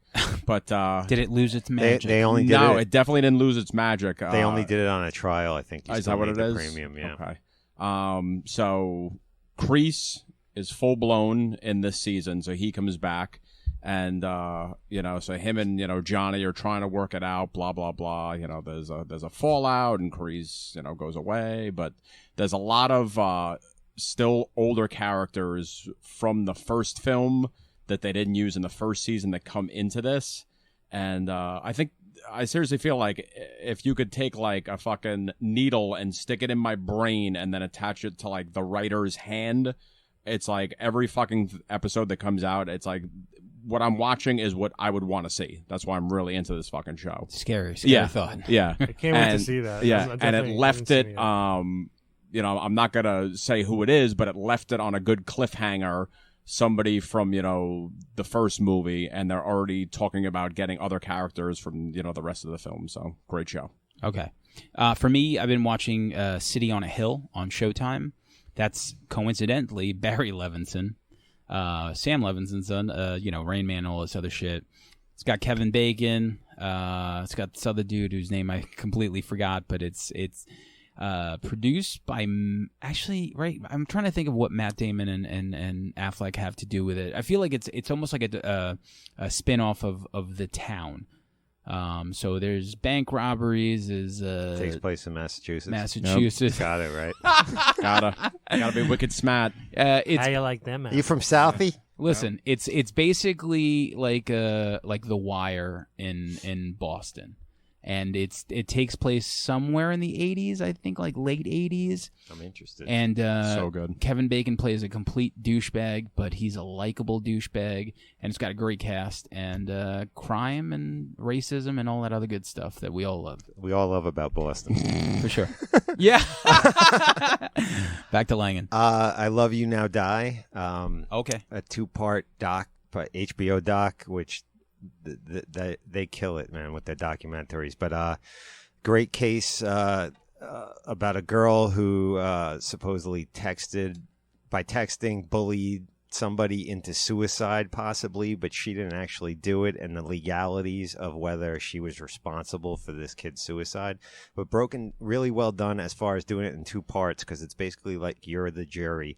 The part 1 is the prosecution. Part 2, I felt one way when it was over. Part 1, like, oh my God. For sure. One way, totally this way. I watched the defense, the part 2. I felt a completely different way. Yeah. And it was really a gray area and an interesting case. I wouldn't say what happens, but well worth a watch. Yeah, it's very like an unprecedented thing, especially being that social media is so like revolutionary and you know, it's been around for a while, but not that long when you think of like history of life. And it's one of those cases where you're like, holy shit. Like, it's such a vague legal question. Yeah. Like where the blame stands. And, I mean, it's a tragedy all around and stuff. It's a sad story, but definitely had me thinking and very well done the way they set it up. I think she got, I don't know. It's one of those things because, you know, if it happened to one of your family members, I'm sure you would feel different. But in a way, like, you know, what can you possibly do as far as years? You know what I'm saying? Like, I don't know. It's a fucked up thing. Like, very unique case. Very unique. Very unique. And I think it definitely will help them future eyebrows, cases. though. Them eyebrows, for sure. Distracting. Yeah. I can't imagine seeing that girl on, like, Tinder or something. And show, she had normal eyebrows in all the old pictures. Why? What? How did they get like that? Vinny the Chin. Why did she let defense. him fill out like that? No, I'm just saying, like, she probably like was like, maybe I'm gonna look crazy. I'm gonna look crazy, and I'm gonna fucking bleach my I gotta do something with my eyebrows. So. But back to Alex. Anything else? I just started watching a show called The R-Style Chronicles. It's on Netflix. It's for a South Korean series. It kind of, like, to describe it quickly, I mean, the thing I don't like is because I don't, you know, subtitles, you know, once you get it over the subtitles, you get lost into the story. But it's kind of like a mix to me. Just a quick like description would be maybe a Game of Thrones-ish mixed with like Beastmaster. It's like a fantasy, but there's like war, and you know, I'm just getting into it. It's really cool. The way it's shot is beautiful. Totally up my alley kind of story so far. It's kind of, the theme song is like a total rip of like Game of Thrones meets Rome. If you watched Rome on HBO, that was like a 2-season series, which I thought was phenomenal. It was, you know, cool visuals. You got a little bit of like nudity. Little BN. No BN so far. No nudity, but it's a really cool show. Okay. And I haven't heard anything about it from anybody, so I just thought I'd throw it out there. Definitely. Well, that's because this show's not South Korean. This podcast is in South Korea. Well, I am a England, cultural though. brother. I know you Made it to England with Davy Bright. Yo, shout out to Davy Bright. Yeah, Davy Bright's all right. He wanted me to say something, and I totally forgot what it is. Kevin Smith. Oh, Kevin, yes, we'll yeah. talk about that in a minute. Okay. So, Parker. Stranger Things season 3. My I God. didn't get to the last episode Okay, yet, so don't say no nothing. spoiler alert. So Please. So I'm only opening scene, they're in a movie theater, and I was like, oh, cool. I was like, they're gonna go watch, Back to the Future 2. I love that movie. Then they're in the movie theater, and what do they sit down and watch? Fucking Day of the Dead. I was like, all right, I'm sold right here. So great season. I mean, you get Carrie Yules, playing this asshole mayor of the town. Jake Busey out of nowhere, working at Another asshole, of Starship Troopers fame, working at like the local paper because 2 of the older characters got a job over there. But I'm a sucker for this show, man. But just between the fucking music and the visuals and just just the retroness, the 80s-ness. Like, any fan of the 80s and nostalgia, it's like candy. It's cotton candy for you. It's just like I'm in there, man. So I mean, it was a great season. I'm sad, to see that the next season's supposedly going to be the last one. But is it? Fucking, if you're going to go out, fucking super do it happy with a bang. Winona Ryder had a comeback. Too. Yeah, long overdue. Yeah. Love her. I'm still up to season 1. Oh, well. But I thought it was great. Well, I just have to goddamn it. catch How up. can you be up to season 1? That means like you didn't even start it. I'm up to season 2. I mean, I watched up through season 1. I'm up to I put it in my queue, and I never press play. Well, He's waiting for the South Korean version. It's a rough crowd, Alex. you know what? Next time you want culture, don't come to me. Okay, so to build upon that, I'm going to go back to Hulu. And so my girlfriend always falls asleep to either Friends or The Office. She's seen these series for her whole life. And it's just this, she'll start in the beginning, and by the time it gets to the end, she'll just flip it over. She'll watch the same season. Wow. It's like a comfort thing. So for me, my comfort is the Goldbergs. 23-minute episodes of, like you said, 80s, and I love where they're 1980 something. Yep. I could watch this show. I've seen the same episodes over and over again, and Hulu has all the seasons. It's my favorite. If Hulu had nothing but the Goldbergs, it'd be worth the fucking $5 or whatever the fuck we pay for it. So that's me. Anything else? Yeah, we're just doing stuff that's on streaming services. So Yeah, whatever. Whatever. I did catch Life After Flash documentary on Amazon That was Prime. good. I grew up. Flash Gordon was one of my fucking favorite movies. Dude, I have it. Love it. It's campy. I love everything about it. I love the way it looks, the colors. Mm-hmm. The Queen soundtrack kicks ass. Ornella Moody had a major crush on So her hot. growing up. Oh so my hot. God, She's to this still day. fine as hell, right? But it's basically it's. I thought it was going to be just about the actor who played Flash, Sam Jones, I think his name was. Yep. And I guess there was a lot of issues with him having a big ego on set, and Dino De Laurentiis, the producer, and blah blah blah. And obviously he didn't do much after that. So his life and then hitting the convention circuit like so many of those people do, and trying to make a comeback, etc. But it's not just about him though. It goes into the whole film and backstory of the film and little side things. Has a lot of the actors from it. If you were a fan of that movie growing up, and you should be, it's fantastic, and it's on Prime right now. Life After Flash. Prime has really good documentaries. Killer stuff. You can get lost on Prime. There's just endless stuff. And the thing about Prime is that they, unlike Netflix, I feel like you need to have a certain amount of production value. Yeah. I think Prime has They'll put anything up there for real, for better or for worse. For better, the green jelly documentary that looked like somebody made it. Yeah, which is something with a green jelly budget. They're not things like I've researched, seen a trailer for. I've just gone on the page. Yeah. Oh wow, let me check that out. And I sure. might have never seen it. I would have never fucking seen that shit. And that band sucked. I fucking would never even like them. But I liked that documentary. It was fun. What's man. really interesting about the documentary is his plan. So he has basically Can't knock the hustle, man. Yeah, For real. he tours, and he's the only member. So every city or place that he goes to, there's a different band that knows the songs. Yeah.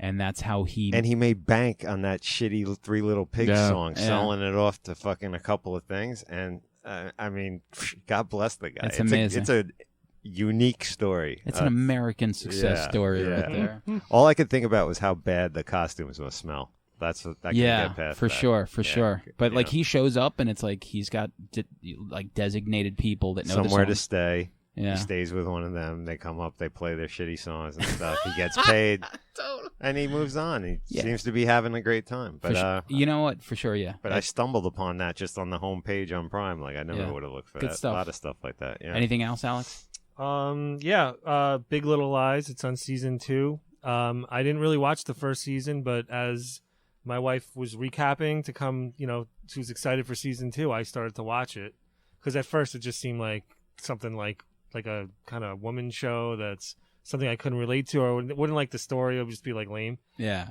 Fucking great show. Great story. Great acting. Great great cast. Yeah, great cast. It's cool. It kind of it's got me in there. And I'm definitely I want to see what happens next. You're don't- one of the women now. I am. It's Yeah. like a good thing to watch with your significant other, whether it be male, female. What's I that Good on? life. HBO. HBO. Okay. I bailed on that one Big with Little Karen. Lies. It's again, like at first I was like, oh, I would never like this. I'll just like scroll on my phone or whatever while I'm watching You're it. too much of a man to watch Yeah. it. Yeah. Very sure. manly. Well, actually, between that Lots and of facial hair.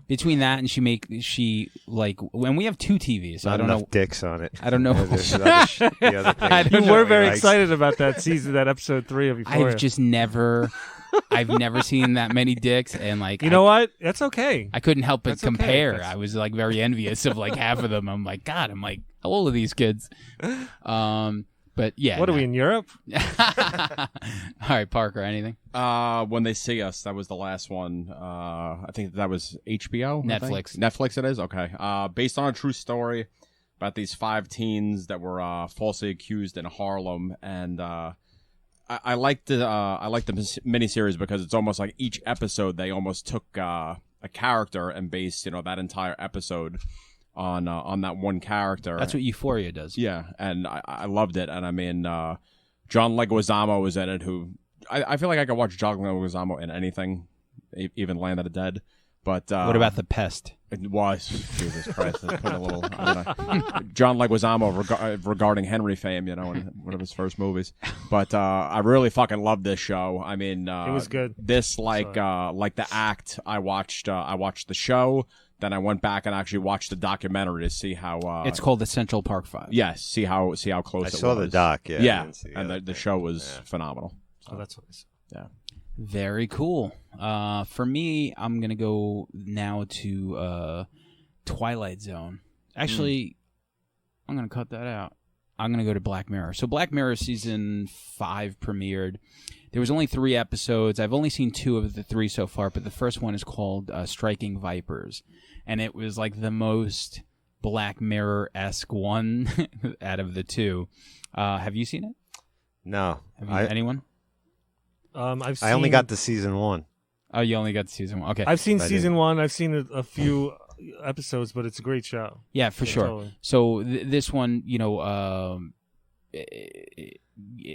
it's always about technology and how insane it is.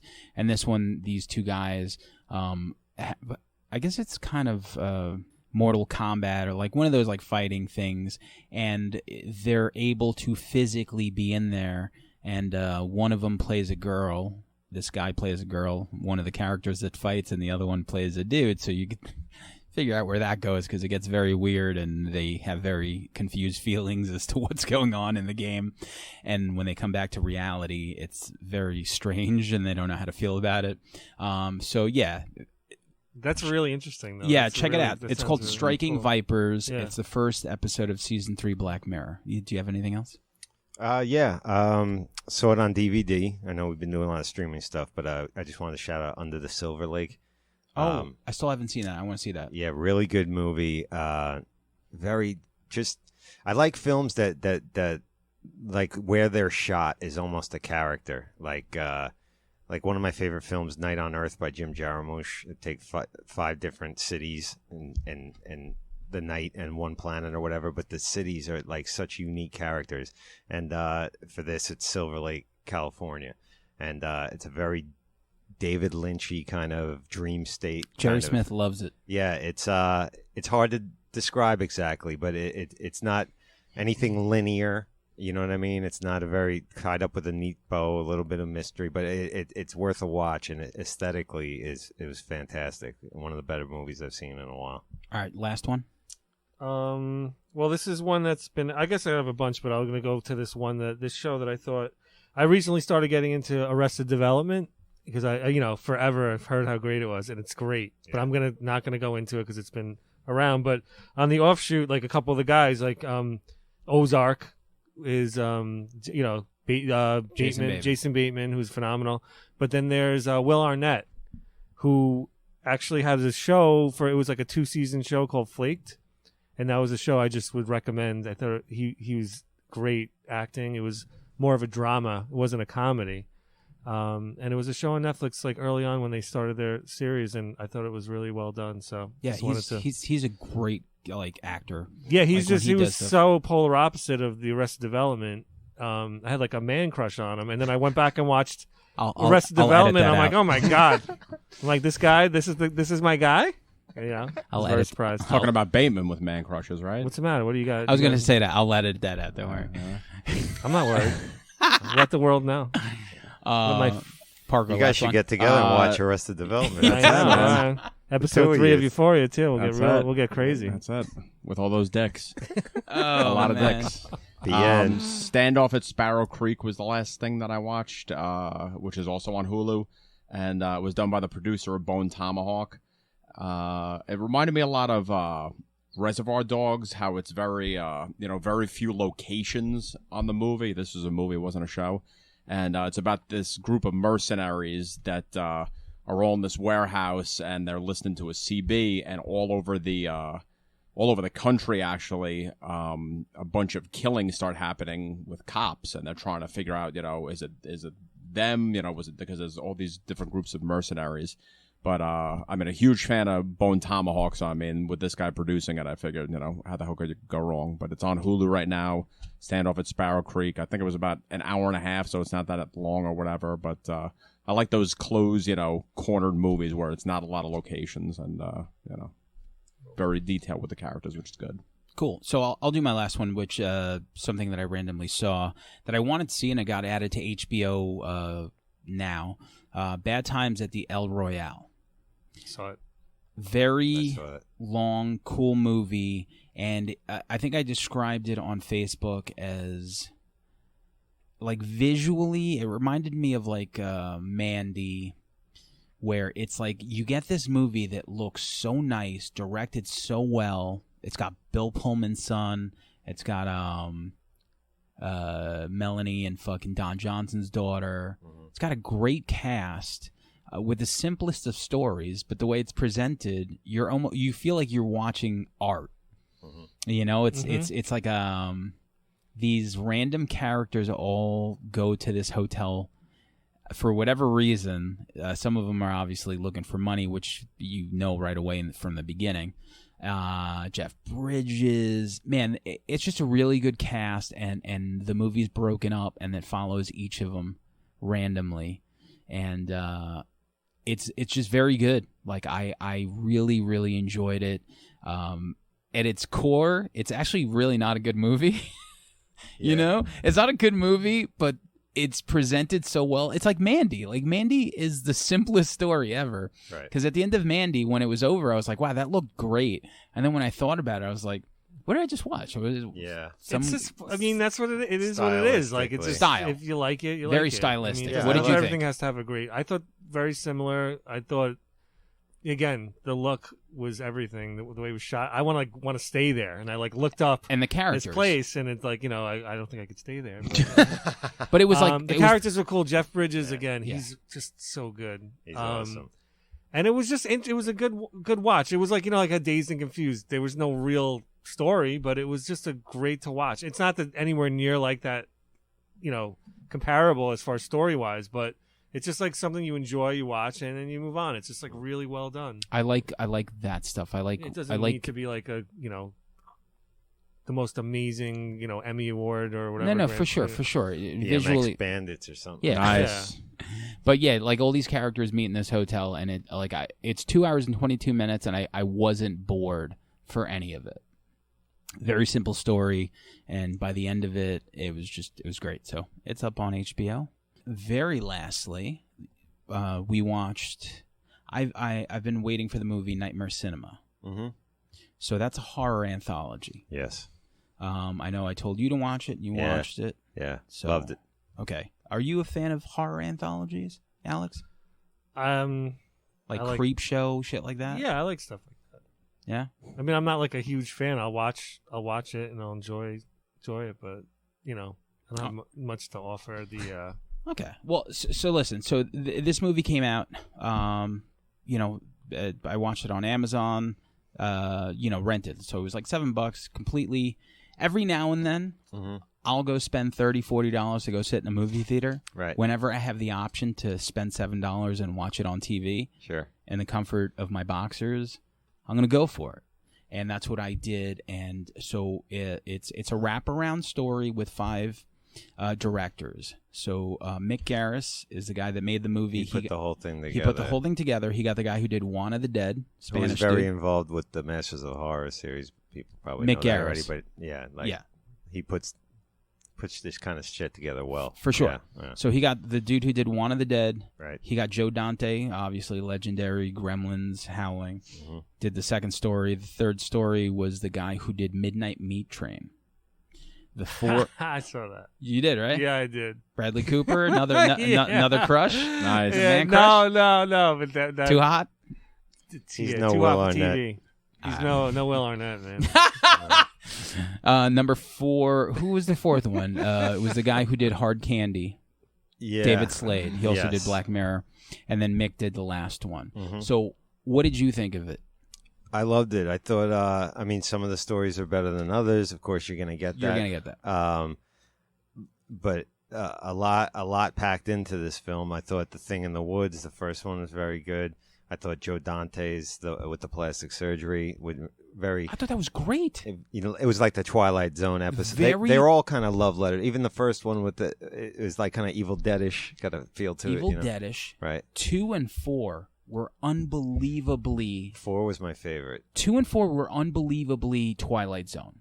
4 was like, and reminded me of Jacob's Ladder a little bit. That one was called This Way to Egress. Okay. And that was so surreal, dark, and the way it was shot. And How good was that? So good. And then the third one reminded me of Fulci. Like, it Yeah, reminded me of okay. City of the Dead. I could see that. And yeah. all this stuff, the satanic stuff. Man, it's so far my favorite horror movie of the year. I thought the last one was the weakest entry. That's Mix. Yeah. I like the idea. Yeah. This kid who, The kid annoyed me for some reason. for sure, Yeah. is in a car accident and his mom. Annabeth Gish.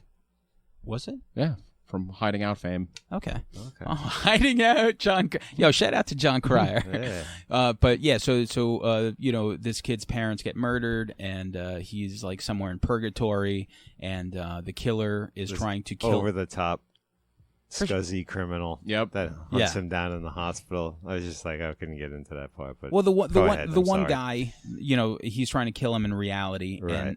and his mom's trying to pull. He sees dead people. Yeah. Sixth So sense-ish. he's, yeah, for sure. And I thought it was a touching story, but definitely like my least favorite out of the 4. I really enjoyed the Dante one because Yeah. I felt anxiety at the body horror. Yeah. Like, what are you doing to my Right. face? I also love the this kind of thing where one person isn't in on it, and there's this whole staff of people that Yeah. know they do this horrific shit. Yeah. And like who to trust. I love that kind of stuff. And that was Richard Chamberlain, right? Yep. Was he the doctor? Yeah. He was great, and very Yes. twisted. You're right, for sure. Very twisted. The only thing that was really odd about this film, and it's, Mickey Rourke? yes, who's always odd looking, and I love Mickey Rourke. Me too. Like, You're the dragon. I loved The Wrestler when it came. That shit was fantastic. Yeah. Bullet His with old Tupac, stuff, it's in the B section. fantastic. But he's always Mickey Rourke. He doesn't, like blend into. He had the shirt on, like it just. Do you know the jacket? He's essentially the crypt keeper, Yeah. or He whatever. is. The one tying it all in. I did find that amusing though that he came out right after the plastic surgery one ended. I was like, Yeah. oh, that makes That's perfect a sense. tie-in. Yeah. Perfect sense. Guess he's never been on the show. I guess if you're putting this film together, you get a name like that. Helps probably sell distribution. You got one name in there. He comes in. He's a little one-liners, but really anybody could have probably played that position. But I get it. I get why you put So a name in there. on the Shockwaves podcast, shout out to our past guest Rob Galuzzo. Yes, and congratulations. Congratulations on your new job over at Fangoria. Yes. So they had Mick on. And he said that they wanted. I forgot who else they wanted, but like the agent offered Mickey Rourke, and he's like, "Oh, let me see if he'll do it." And what Mick said was that I guess before he accepted or whatever, like the jacket that he wears, like that long leather jacket, he said he had that custom made for $5,000 and gave them the bill before they even Get approved outta it. here. Wow. And Mick was like, "Okay, I guess we'll do this then." I just thought that was so funny. Wow. That's Yeah. that's some Hollywood shit right there. No doubt. So now towards the end, what we're going to do is we're going to talk about, we're beyond the halfway point. We talked a lot of movies, a lot of TV shows. Now I want to talk music to close out the show. I asked everyone to give me their top 5 albums of the year so far. And so let's kick it off. Langan, give me your number 5 album of 2019 so far. Baroness, Golden Gray. I love these guys for quite some time. I think I remember reading when the Red album came out, and God, I don't even remember what year that was. But that was their first record. I read about it in the back of a Revolver magazine, picked it up, and fell in love with these guys. I think pound for pound, they're one of the best rock bands on the planet right now. They do a lot of different styles. Every album's a little different than the next. This one, I hear elements of Pink Floyd with heavier stuff, and I guess they'd fall under, if I'm going to give you a broad term, stoner rock or something like that, if I had to lump it in for general interest purposes. But they've never put out a bad album, period. Everything they've ever made is worth listening to, and this one, I have it at 5. I need more time to listen to it. It just came out recently and stuff like that, but I love it. Okay. Alex? All right. I just want to preface what I say before. I was doing some research on albums that came out this year, and a lot of albums I really liked came out last year. So I kind of had to start from scratch, and I was looking through all these albums, and there was a lot of artists that I really like that I've liked in the past, and I just wasn't feeling a lot of their stuff, and I have these little stupid one thing reviews. So anyway, so these are albums of artists you like but don't like. No, these are. I'm just saying it was really hard to find 5, and not to be super critic or whatever. I'm not. Gotcha. It's not that. It was serious. it was hard. But anyway, okay. so don't take it so. Wait till you hear I do Parker. take it serious. I don't get on. I don't Wait get till on you this hear show. Parker's I've been list. waiting Get for ready, months man. to get on this show. Wait till you hear No, Parker's list. Okay, Floor so punch. It's so all anyway, it's the entire Floor Punch discography. well, whatever. There's a lot of artists, and I was just really surprised that I just did not like a lot of it's just whatever. It is what it is. But Okay. so my number 5 is Flying Lotus, who's a producer, and he's I think he does a lot of hip hop stuff. Yes. Very eclectic. He creates these soundscapes that I really love. There's some features on it. There's a lot of instrumentals, a lot of great musicians, a lot of cool sounds. I just really like it. It's a good, just zone out, just kind of I like get that lost. guy's stuff. I haven't heard. Yeah, you that just get record lost yet, in these sounds, and it takes you to a place, Anyway, so that's my number 5. What's the name of the album? It's called, I think, again, I find this stuff on my own, so I don't know if it's pronounced right, but it's Flamagra or Flamagra. Sure, that sounds good. So whatever. Yeah, so for Look it up. It's on Spotify, 2019. for sure. newest release. And like everything, with this episode, I'm gonna take 2 songs from each album that we pick, Mhm. and then I'll make a Spotify playlist, and then I'll add the songs that we suggested to each other as well. So, Parker, number 5. Soilwork, Underworld. 4 songs. This was almost like a bonus album that they put out to go along with their last album, which was, I don't even know how they could fucking even pronounce this. It's like Verkin Lichen or something, but it was the first. It was something like that. I don't know. It's that whole Gothenburg fucking sound, man. I'm just laughing when I tell this guy picks an album with 4 songs, man. Well, But It is technically, good. to me, It is good. technically, it goes with the other one. But you know the sound. It's got the In Flames, the Darkest Hour sound. Nuclear Blast put it out. I've only seen this band once, but it was with 50 people, which was pretty cool. So nice small room to fucking catch them at. But Soilwork, always been a fan of them, so I had to check They're this great. out. Figure number 5 is one of my favorite albums. Great ever. album. So for me, we have the same number 5. I never got into Baroness. They're one of those bands that people would mention, and I'm like, I don't like this name because there's no fucking girls in this band. I don't know what's going on. And then this album, Golden Gray, came out, and I listened to it because Johnny North was like, have you heard that? So, so many people talked about this album that eventually I'm like, let me just listen to this. I need to check it out now. And I listened to it, and it's fucking so good. It is so fucking good. I can't believe how good this I'm album gonna is. listen to it on the way home. But it reminds me of Thrice. It sounds like Thrice Artists in the Ambulance. Like the harmonies are pretty much like the same thing. It's really a good comparison. it's Definitely. unbelievable how it's a dreamier Thrice. But that being said, this album is so fucking good. Like it's so good. You gotta listen to it. Go Definitely. back and check out some of their other stuff too if you're getting Everyone into said it. check out Purple, but I'm still stuck on this album because it just came out this year. Yeah, no doubt. So I got to soak it in some more. So number 4. Just go in the shallow end. Start getting, Yeah, it's like a California roll. Then you start expanding from there. Or it's like a Ease your way chicken tikka in. masala. Ease Then it you in. start Nice. expanding All your right. horizons. You gotta get in. My number 4 is Okay, Vinny cultural. Paz and Tragedy Gaddafi's Camouflage yeah. Regime. So good.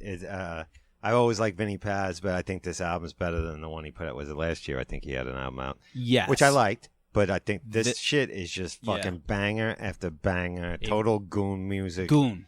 Straight goon. Yeah, and I love it. I can't get enough of it. If man. you don't the rob, beats are dark as shit. Fucking- if you're a criminal and this isn't what you use to rob people, if you're not a criminal, you might rob somebody Yeah. after you listen to it, This- and you should be able to get off in court if you've heard this whole Nice. record. it's pistol whip music totally, for sure. I heard totally. it's banned in mastic. It's hard as fuck. It's Nothing's great. banned in mastic. It's fucking great. Okay, yeah, number 4. I love that record. Didn't make my list because I added in a couple other things. Man, it was very hard to make. It's this list. impossible. You see, I got a whole sheet I of know, paper me with shit too. crossed out. I'm Me sitting too. here at work agonizing over it. I feel like, and And then at Par- the end, I'm gonna be like honorable mention to like fucking 15 titles. Parker picks one with 4 songs while we're like, Dude, my number 5 has 2 songs and it's not even out yet. all right, number I have a 5. similar. All right, number 4, Alex. Okay, number 4 is a band I just discovered. They're called Brutus, and they're a Belgian trio. Yes, Good that's stuff. a great fucking Female album. singer. Yeah, yeah. She's great. Dude, Such- it's so it's- good. You know, I just really like this a lot, but it's like a hair away from being terrible. Like in a way, it's weird. It's like everything just works so well, but it's like almost like a style that I would think. It's just the singing is perfect. She's great. and she plays drums as well. Yeah. And Oh, it's really? the beats. Yeah, it's just a trio. The singer plays the drums, which I usually hate that. But I mean, the music. It's just, I would say, it reminds me a little bit of like just like a really hard driving Circa Survive. Okay, If I had to compare it to, I don't really know what to compare it to. it's just- hard. Yeah, It takes you again. It's this Yeah. to me takes me to like a place like you can tell it's not American, but it's not so overtly like foreign sounding. But there's just Is she you know- going home anytime soon? I don't know. Build the But wall. whatever. It's just like I go by feel. It's like you guys are good at articulating why you like things. It's just driving the energy. Her vocals It's good. are just Yeah, it's a good album. passionate and like they're just fucking going off. I love the flow of how the parts flow into each other. I like the changes. I like a lot of there's a lot of cool dynamics to it that I really like. I'm So- glad you mentioned that one. Yeah, me I too. forgot. I was For actually like, oh my god, I don't even know if it's just like I said, like it's a hair away from me from being like I don't know why, but I just like, All I right, feel don't like I ru- shouldn't don't like ruin it. but Don't I ruin love it. Don't ruin it. I do what I want. Nice. Parker, number 4. Number 4, I chose this band Defeater, which I just recently got into. They're on Epitaph. This guy that did the last Quicksand album produced this. And it's got kind of that Modern Life is War feel, Ruiner, bands like that. Very political lyrics. Definitely something that I wouldn't normally listen to, but I don't know, something stuck with me on this. It's a self-titled, so it's just Defeater, but definitely a fan of this. If you like that Modern Life is War kind of, style with the political, aspect, definitely check it out. Okay, so my number 4 is a band called Better Oblivion Community Center. It's their self-titled record. Stupid fucking name, but it's Connor Oberst from Pride I was gonna say, Eyes. that's a Yeah, I heard mouthful. that. And he put out a record with this girl, Phoebe Bridgers, I think her name is. Now, I liked Middle Bright Eyes, but towards the end, like Casadega and a few things, like he started going into like a mimicking Bob Dylan and all this other stuff, and I was like, whatever. Like I could give or take it. And then he disappeared for a while. He put out the Desperacido's second album, which is phenomenal because I don't think he has anything to do with the music. He has the vocals. Comes back, puts out this record with this girl, and his melodies and his songwriting are so good, and she complements it so well that instantly, from the moment I heard it, I'm like, this is going to be my favorite album of the year. which obviously wasn't. Came in at number 4, but it's great. It's great songwriting, very mellow, very catchy acoustic stuff. Some different flavors, but it's instantly memorable, and you're gonna love it. For anyone who likes Bright Eyes or Phoebe and all that other stuff, it's upbeat enough where it's not like, slice your wrist music. Very good. Langan, number 3. My number 3 is Dark Throne's Old Star. I'm a huge Dark Throne fan. Been for a long time. Fenris is probably one of my favorite people in metal. Now that Lemmy's dead, he's probably the coolest guy in metal. But anyway, every album they make is different, and they started out with that trio of black metal. Then they went away from that. They made a death metal record. That's what their first album was, a death metal record. But anyway, black metal. They've done punk crust fucking albums. This one is a throwback to like an 80s metal sound, classic metal sound. It's only 2 guys. They don't tour. They never tour. They don't play live shows. They just enjoy making music together all these years later. And you can feel they have fun when they do it. And it's very simple, chunky fucking riffs. It's not reinventing the wheel, but it's for a pure metalhead. It's fucking fantastic. Cool. Not a bad cut on it. Gotta check that out. Cool. Alex, number 3. My number 3 is a 5-song EP, but Nice. I just had a really hard time Learning. finding stuff that I really wanted to put on there. Hot Water Music. Oh, that's a good one. Shake Up the Shadows. And I think it's to me, the best thing they've done. I think it's great. I think... Oh, I wouldn't the get sing- that carried away. Well, can I talk about how I feel? That's right. I thought I was the guest. I'm getting shit on a little too much for being a guest. Break open those donuts, goddammit. Alex, I think it's a great. It just drives really well. I think he's got, like, with that rasp that he's got, he's learned to like put some melody to it that I feel that I can appreciate. I feel like their songwriting is better. The flows are better. They've always had their own sound, and I just think that this is like, for me, what my taste is.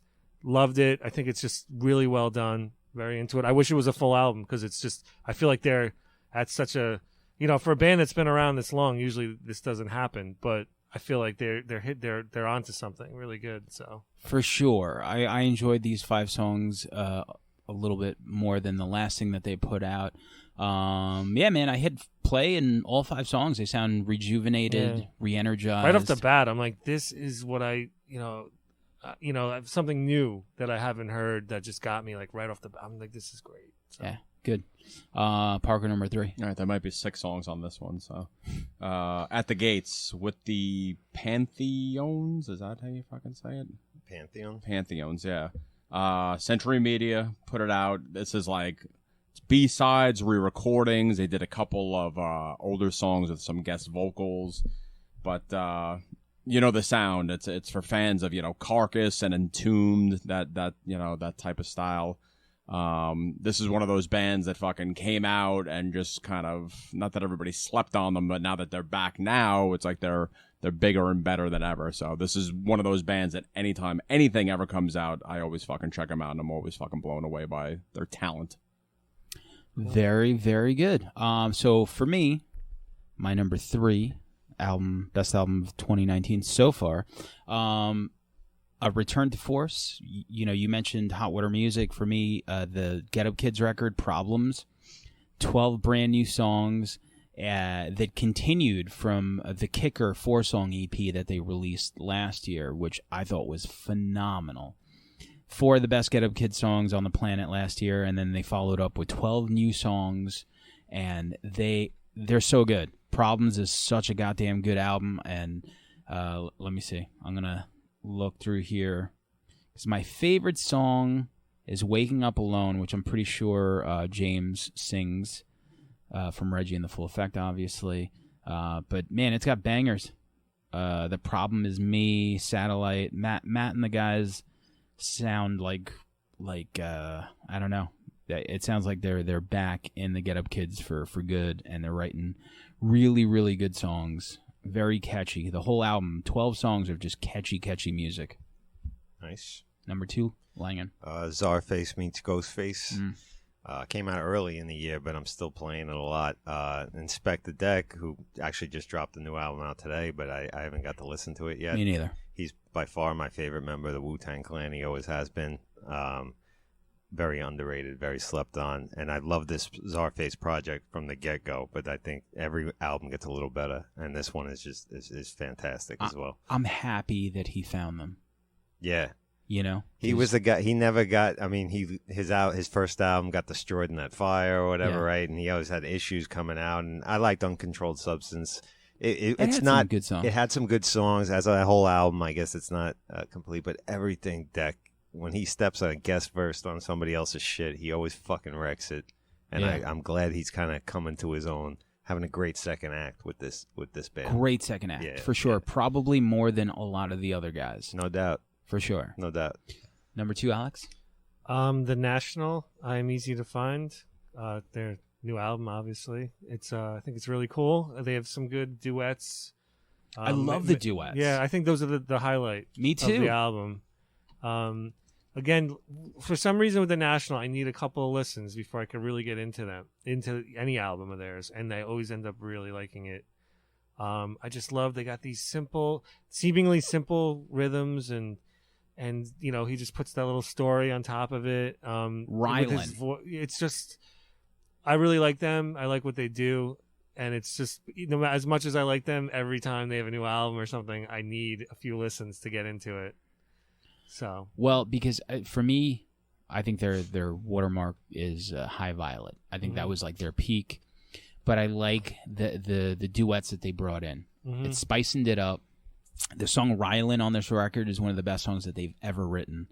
And I like that they put the drummer back in the mix because he is one of the best drummers. yeah, he's good. Ever. I like the drumming a lot. So rhythmic. Like it's a band where the drums are almost out in the front because he plays so good. And they have a documentary on them, of course. Did you see that one? No, I didn't see it. Really? Yeah, I mean, I'm not like, you know, I don't really know. It's fine. I'm out of just it, asking you know? You saw it. It's cool. But it's on Showtime. So the guy who made it is Matt's brother. So The National is a band. There's 5 guys. There's it's 2 sets of brothers. One are twins, and then the others are brother. And the singer is just by himself. But his brother, who is kind of like a slacker, made the documentary. So that was his contribution, and it shows their dynamic on how he kind of feels like a loser. That's interesting take. It's a on it. really Yeah, interesting take, yeah. for sure. I forgot the name of the documentary, but it's Cool. on them, and it's I don't know, very cool to watch. Number 2, Parker. Number 2 is Is that what we're up to? yeah, Yeah. by a super group called literally a super group, which going into this you don't never know if it's gonna work because they're from so many different bands. Damn Little Things. Yeah, called the Damn Things. Damn Things. And you know, this is dudes from Every Time I Die, Anthrax, Fallout Boy. I mean, at one time they had Alkaline Trio. Yes, which is brand new because the other guy from Anthrax left and was replaced by Dan from Alkaline Trio. I mean, they had the fucking dude from you know, one of the later bass players from Autumn to Ashes was in this at one time. But I love this is only their second album. I love that first album. It's catchy. There's hooks. You know, like the combination between like the rock and they have like you know, kind of like a southern sound. I mean, it almost sounds like It's Scott Ian's band. yeah. It's like Every Time I Die, and they kind of mix in like that Maylene and the Sons of Disaster southern style. But I'm a huge fan of this album. I love the first album. Is it better than Scott Ian's other supergroup, the Democracy?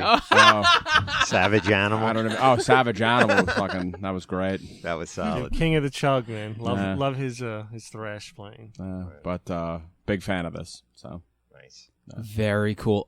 So yeah, I got to check that out. I heard that's a really good record. yeah, I very keep forgetting. catchy. My number 2 is a band called Pup. They're from Canada, and I saw them play with the Get Up Kids and Restorations at the Paramount, and they blew me away. Like when you first get into a band and they're so energetic and they have these songs that have 10 different parts and they're catchy and they're slow, like it's just chaotic. This is their 3rd album, and it's wow, so many good songs. Like nothing but sing-alongs. It reminds me a lot of the kid that used to babysit, Jeff Rosenstock. So it's Bring just my Anthrax tapes over there. yeah, that's right, bringing it close together right there. So it reminds me, it's very shout-along punk music, but not straightforward. There's a lot of riffing, a lot of cool stuff. Their first album has a video for a song called Guilt Trip, and it has one of the kids from Stranger Things. He's the star of the video. Very, very fucking good record. Very good stuff. Yeah, it's called oh shit, I didn't even mention the name. Let's see. Morbid Stuff. That's what it's called. Very, very good. Very good. You'll hear in the playlist. So, number one album of 2019 so far, Langan. Got to make a quick honorable mention before I give my number one. Of course, I agonized over this. Peroshka's Brickbat album, which is Mickey Bereni from Lush, who took a million years off after Lush. Lush is one of my favorite shoegaze bands ever. I always loved her voice and her playing. I'm so glad she got back into music, and she put this band together, Peroshka. I think I'm pronouncing that right. But it's great. If you love Lush and you love shoegaze, 90s sounding, it's perfect. She didn't miss a beat. But anyway, my number one is Possess, Revelations of Oblivion, which I've been waiting for this album pretty much since I was in high school, because they made 2 albums and an EP, and then went away forever. This is Larry Lalonde. It's that good? It's so good. Yeah? It's basically, I always thought that they were really hitting their stride when they fell apart. And they're such an important band in extreme metal. Mm-hmm. I mean, early on. And Jeff Becerra's voice is one of my favorite, throats for favorite voices in the history of the genre. And he put together a great band, and they hit. It's like they didn't miss a beat. If you're into old Possessed, it's like this time gap never happened. So somehow 30 years later. It did, yeah. It's just like it didn't miss a beat. That's it sounds crazy. exactly like, I wasn't disappointed at all. When I heard the first track, it sounded just like I expected and wanted it to hear. And his voice sounds exactly the same. Crazy. And he's one of my favorite singers in metal history. And I'm glad he came back. Guy's in a wheelchair. He's had a tough life and shit like that. And they're playing a bunch of festivals and doing well, and this album is it's great. If you're a fan of Possessed, it's fucking awesome. Slayer probably wanted them, and Larry Lalonde's like, what about Primus? They should have thrown him a bone. Yeah, should have thrown him a bone. Maybe he'll wheel out there and fucking join him for some shit. Oh, man. Yo, shout out. All right, number one, Alex. My number one so far is a band called Fontaine's DC. Oh, shit. That's who opened up the Idol show. Oh, well, you know what's funny? I was going to say I could put them in the same kind of category. They're not as intense as Idols, but and they're an Irish band. Yeah. I love this album. I think it's great. It's like maybe it's something about, I don't even know how to. It's like another post-punk. Yeah. It's like more like post-punk, but it is like kind of like Idols. Yeah. So I could see that. I didn't even know that they they toured together. I thought I wish I but would have known. anything, You could have come. but it's a great album. I really enjoy listening to it. Like, I don't know what else to say. I love the rhythms. I love the, just his voice. Again, it's like Idols. It's not like really singing. It's almost like talking in a way, but it's like, it's just really well done. I love the songwriting. Love it all. So Cool. Awesome. Yeah. Number one, Parker. All right, number one, Knocked Loose, A Different Shade of Blue. Is that the drummer with the fat nipples? Yes. Remember we were talking about him, right? Well, you were talking I about was it. talking Great about callback, man. That is a good callback. What's this wee shit? Yeah, that's true. So live, I've seen them twice. I saw them locally, and then I went to a fest actually in Philly last summer. This is hardcore, and it's insane. I mean, live, it's like a fucking goddamn jailbreak. The singer has definitely a very, I don't know, high-pitched voice, so it's not for everybody. It kind of reminds me of like Shutdown, like that type of, voice. Shout out to the Scandato brothers. There you go. But the cool thing is, the guy that produced actually Body Count Bloodlust produced this, and this is their I think it's only their third full length, and I love it. I'm a huge fan of this band. I got into them pretty recently, probably only about a year and a half ago. They're not that old, maybe about 5 years old, And but heavy as hell, fucking on record and live, fucking forget about it. It's like a fucking jailbreak. So Nice. Very cool. My number one is an album that I've listened to a zillion times since it came out. What I like about these rollouts on Spotify are that these artists like drop a single and they let you sit with it for like a week, 2 weeks, 3 weeks, sometimes a month. I first noticed A Perfect Circle. That's how they put out that last record. They fed you 3 singles along like maybe 4 months. So by the time the album came out, you were like fucking salivating. Shout out to that new release Friday playlist they put together for you. For sure. Yeah, I didn't even know about that till you posted it. And That's it. Found out so much good. Do you know shit that from about Spotify? Like if you go to the home Made section, for you. Yeah, it's made for you. So like, Yeah. I don't know about. I know they have the made for you, but I never like. you should explore it 'cause Every Friday. So basically, they take your picks, what you listen to. Every Friday, new music gets released, and they'll make you a playlist of shit that comes out on Friday that I thought you it was might just like. stuff based on your taste. They would just throw some songs. No, in there, it's like a it's playlist. whatever gets dropped that Whatever's Friday. coming that Oh, day, and so based on what you but, listen to. Yeah, but it's new stuff. Yeah, Yeah, new it's That's stuff. stuff great. you I didn't never know would have that. I heard. didn't know It's that. fucking great. But Great feature. Here's Cool. my number one is Nems, Gorilla Monsoon. Goon. Yeah, this dude is from Coney Island. And Garbage. This record is so goddamn good. Very easy to digest. It's not nerd rap. It's just straight up like bars. Like if you want to listen to shit that's funny because he's so disrespectful. That Garbage song is fucking yeah, hilarious. It's dude. yeah, hilarious. but like he'll fuck you up too. You know, he's not yeah. and yeah, he's like, yeah, your mixtape is garbage. That link in your SoundCloud. bio, fuck you. I'm not pressing garbage. it. Still garbage. Conway the Machine's on one of the tracks that I fucking love. The song 200. Man, there's so much goddamn good stuff. And in between a lot of these songs here, there's a song called Leave Me Alone and Token of My Affection where he kind of, it gets a little bit more emotional and he breaks down that facade a little bit more and he digs a little deeper. But man, if you like fucking just grimy hip hop that'll make you feel like if you listen to this record, you'll get in the ring with Mike Tyson. You might. I mean, you'll get knocked the fuck out, Yeah. but you're gonna walk in there thinking like, "Yo, I got I got guy. a chance here. Yeah. I can feel It's like myself. bath salts. And then, yo, this record is like bath salts. You might For your eardrums.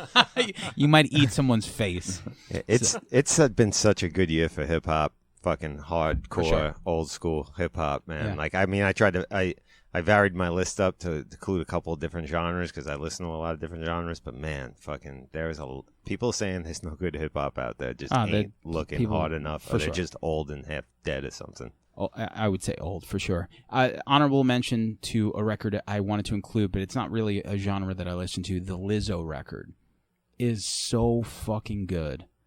It's a pop record. It sounds. You sent me one of the songs. Oh my god, it's catchy. It's got great lyrics for a pop record, beginning to end. It's very like uplifting. God, it's such a great fucking record. So that's my honorable mention for sure. And the new Hives song, I'm waiting for that record. I'm for sure. I'll just keep going. But anyway, I have an unhonorable mention. go ahead. Oh, Okay, so growing up, I loved Pavement. Stephen Malcolmus, thought he was great. Still do, like as far as from that era. I see. He has an album out that came out Terrible. this year. Dude, it's Garbage. fucking terrible. It's It unlistenable. literally it makes me want to go and just punch him in the face. Like it It's makes me unlistenable. angry. It's like unlistenable. you put this shit out and people are gonna spend their money on this shit. really? Like it's like almost like a joke to like the fans of like Wow. put it out under like some other name where people aren't gonna immediately like, you know what I mean, like some weird side project name or something. See how but it's just like it's just so terrible. Like I don't know why it elicits that emotion in me, but I just see his smug little fucking indie rock face like me, and then like I put this out and you're gonna love it, and I just want to like punch him in the face. Steve All right. Malcolmus, Alex just wants to say your mixtape is garbage. Shots fired. So anyway, in closing, Come at me, bro. why is that fucking buzz getting louder?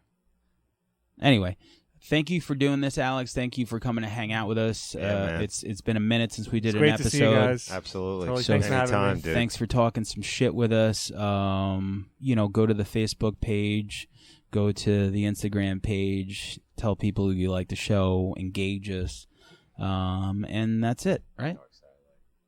You good? I'm good, man. Dark Thanks. Satellite Media. Dark Satellite Media. Yeah, I'm throwing that intro in the beginning anyway. So Right. it's this little thing I got to throw in. But yeah, Dark Satellite Media. This was check an out- end tag, what I was doing here in the business. We call that shit. All right, Let's think. cool. Later. Peace.